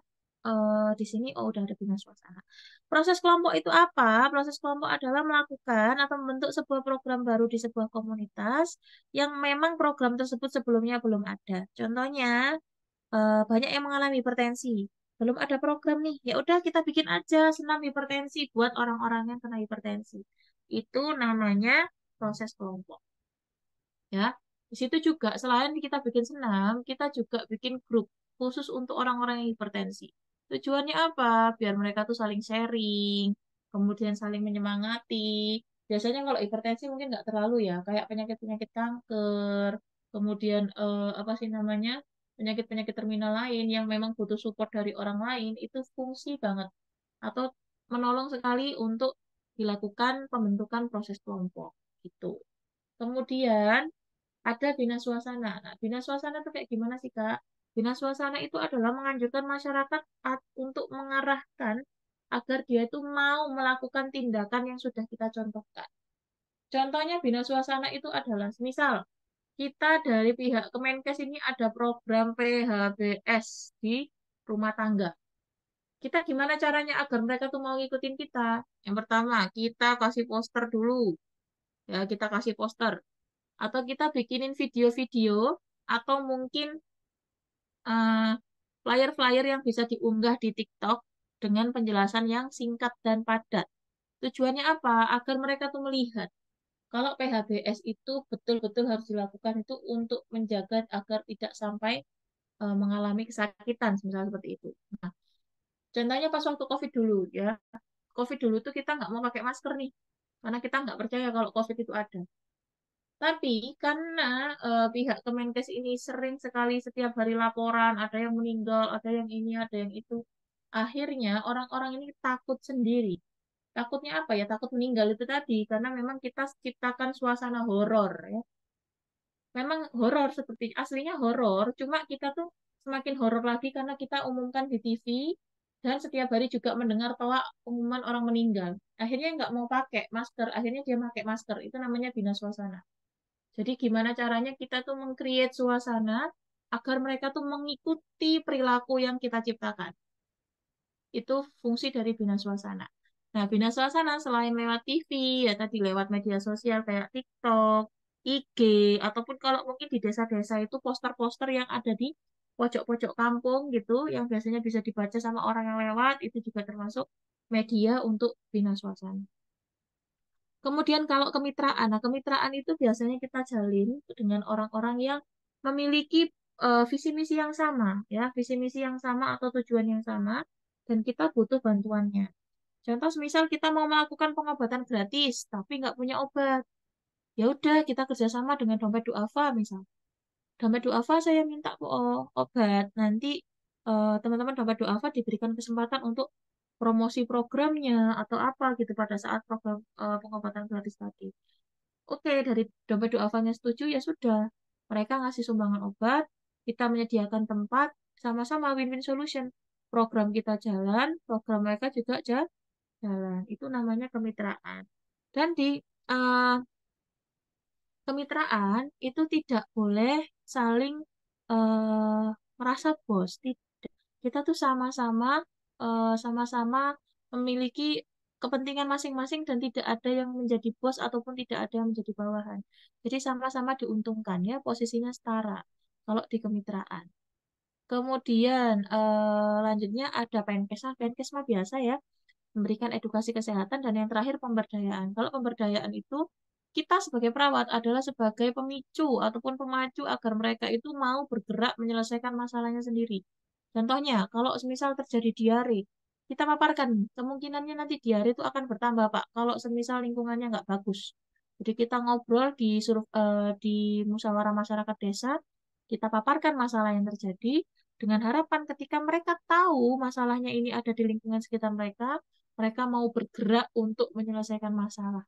Itu namanya pemberdayaan masyarakat. Gimana caranya itu agar masyarakat itu jalan sendiri ya. Nah, kita sebagai apa? Ya, kita bagian mengarahkan saja. Kita nggak usah campur tangan terlalu jauh. Yang penting mereka sudah sesuai dengan yang kita inginkan saja sudah cukup. Gitu. Ini 5 poin ini biasanya sering muncul. Ini 2 soal lagi kayaknya. Setelah itu sudah. Sebuah desa terjadi KLB atau kejadian luar biasa diare. Hasil survei 63% anak mengalami diare, 47% buang sampah di sungai, 30% BAB di sungai, dan 30% mandi di sungai. Kebiasaan masyarakat ini sudah berlangsung lama. Perawat melakukan kebiasaan pendidikan kesehatan tentang pentingnya perilaku hidup bersih dan sehat. Evaluasi formatif. Ayo, formatif itu jangka pendek. Setelah diberi Penkes apa berarti?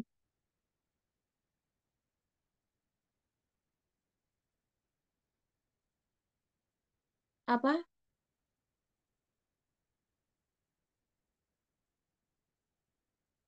Setelah diberi Penkes berarti jawabannya adalah masyarakat memahami tentang pentingnya BAB di Jamban. Betul. Kalau yang ditanya sumatif, jawabannya mana, Kak? Sumatif B, B. Kak. Kejadian di hari menurun.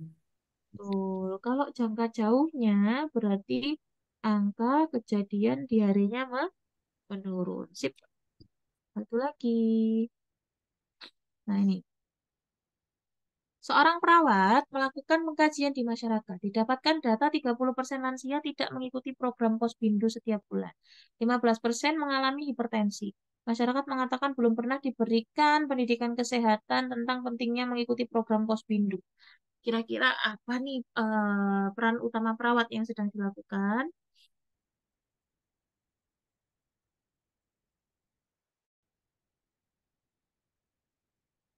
Apa yang jawabannya?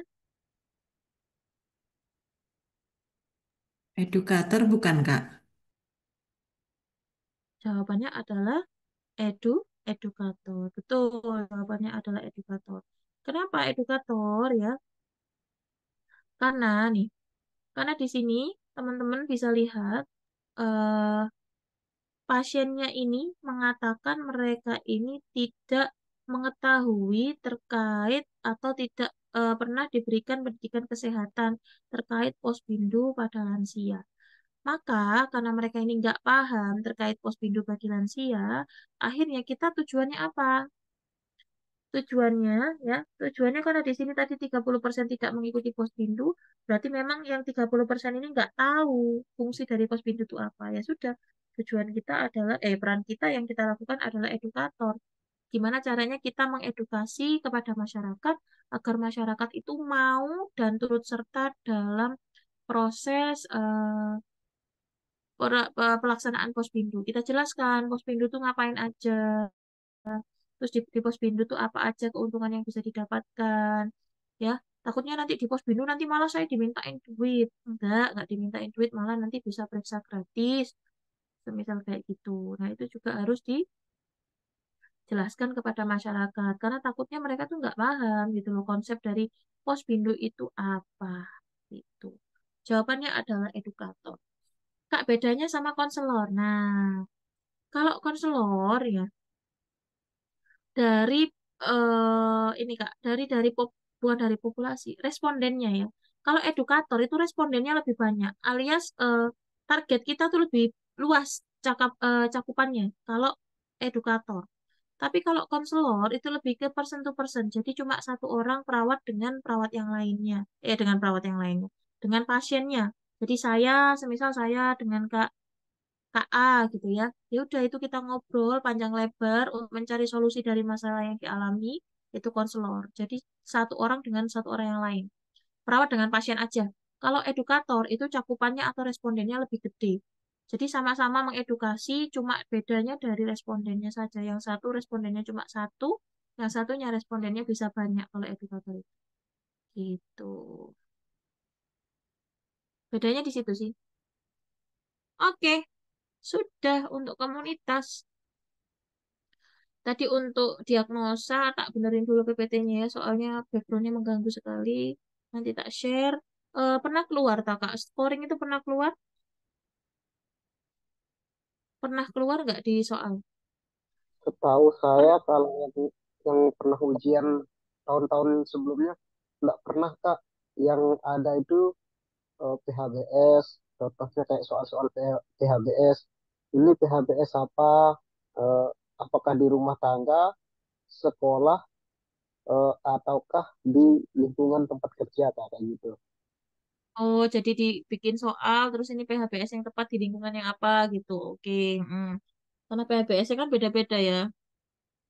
Tahun kemarin menentukan scoring dari masing-masing kriteria, Kak. Oh, ngitung ini. Ngitung nilainya gitu, tak, Kak? Atau memilih ini masuknya masalah ancaman atau apa. Oh, ngitung ya. Oh, ada yang dapat, Kak. Mungkin soalnya beda-beda ya. Menghitung nilainya. Oh, iya, iya, iya, iya. Oke, berarti memang ada yang muncul, ada yang tidak. Mungkin yang muncul itu ya nurse ya. Yang muncul yang nurse apa yang D3? Tadi, Kak user, kamu D3 apa nurse, Kak? Oh, nurse, Kak. Oke, ya sudah tadi sudah ya. Kalau masih belum paham, boleh nanti kita lanjut. beda-beda. Kalau sama semua contekan dong. Oke,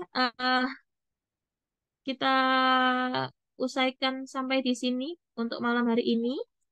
Kalau memang ada pertanyaan-pertanyaan ataupun soal yang mau dibahas, boleh kita share di grup ya, kita bahas. Keluarga kapan? Saya lihat jadwal dulu sebentar ya. Keluarga itu kayaknya besok, nggak besok sih. Sebentar-bentar.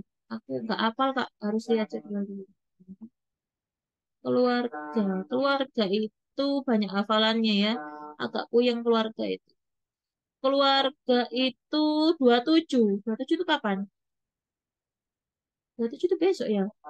Oh sekarang. Sorry. 27 itu sekarang. 28. 28 Kak, 28, 28. Ini kebalik ini. Berarti besok ya. Ini running ya, running terus ya. Jangan bosen ya kalau belajar sama aku ya. Berarti 28 keluarga. 29 itu manajemen. 30 gadar dan kritis. 1 itu gerontik. Fungsi keluarga. Oke, fungsi keluarga. Pokoknya ini drilling terus ya, belajar terus ya. Sempatkan untuk datang. Kalau memang nggak sempat ya nanti di review di Zoom di YouTube-nya ya kakak-kakak ya. Mohon link Ada untuk YouTube jangan di-share ke siapapun ya. Dipakai ada sendiri yang aja. komplain juga Kak, Apa tuh? di teman saya yang nggak ikut Zoom. Katanya kenapa nggak ada videonya lagi katanya. Padahal bagus banget videonya katanya. Ya kan permintaan untuk dimatikan ya. Iya Sebetulnya benar. sebetulnya kalau Zoom antara Ukom dengan P3K itu buat cepet banget P3K Kak. Mungkin ya memang lagi high season ya. Sekali upload itu baru 2 jam itu sudah sampai 1.000 viewer loh. Karena memang banyak yang bersaing kan. Ya saya menghargai teman-teman yang sudah bayar. Ya sudah kita hanya khususkan untuk yang bayar saja kayak gitu. Kalau semisal nanti saya luang waktu, saya bikin video sendiri, saya upload di YouTube itu beda lagi. Tapi nggak ada luang waktunya, jadi nggak bikin-bikin. Ya sudah, kita khususkan buat teman-teman yang belajar aja. Gitu. Iya Nanti mungkin benar. kalau Benar. selesai, udah selesai P3K-nya, udah ini, kalau semisal teman-teman berkenan untuk dibuka, ya nggak apa-apa. Kalau enggak, ya tetap kita close, hanya untuk yang punya link aja. Gitu. Ya, oke, kita cukupkan untuk malam hari ini. Terima kasih banyak.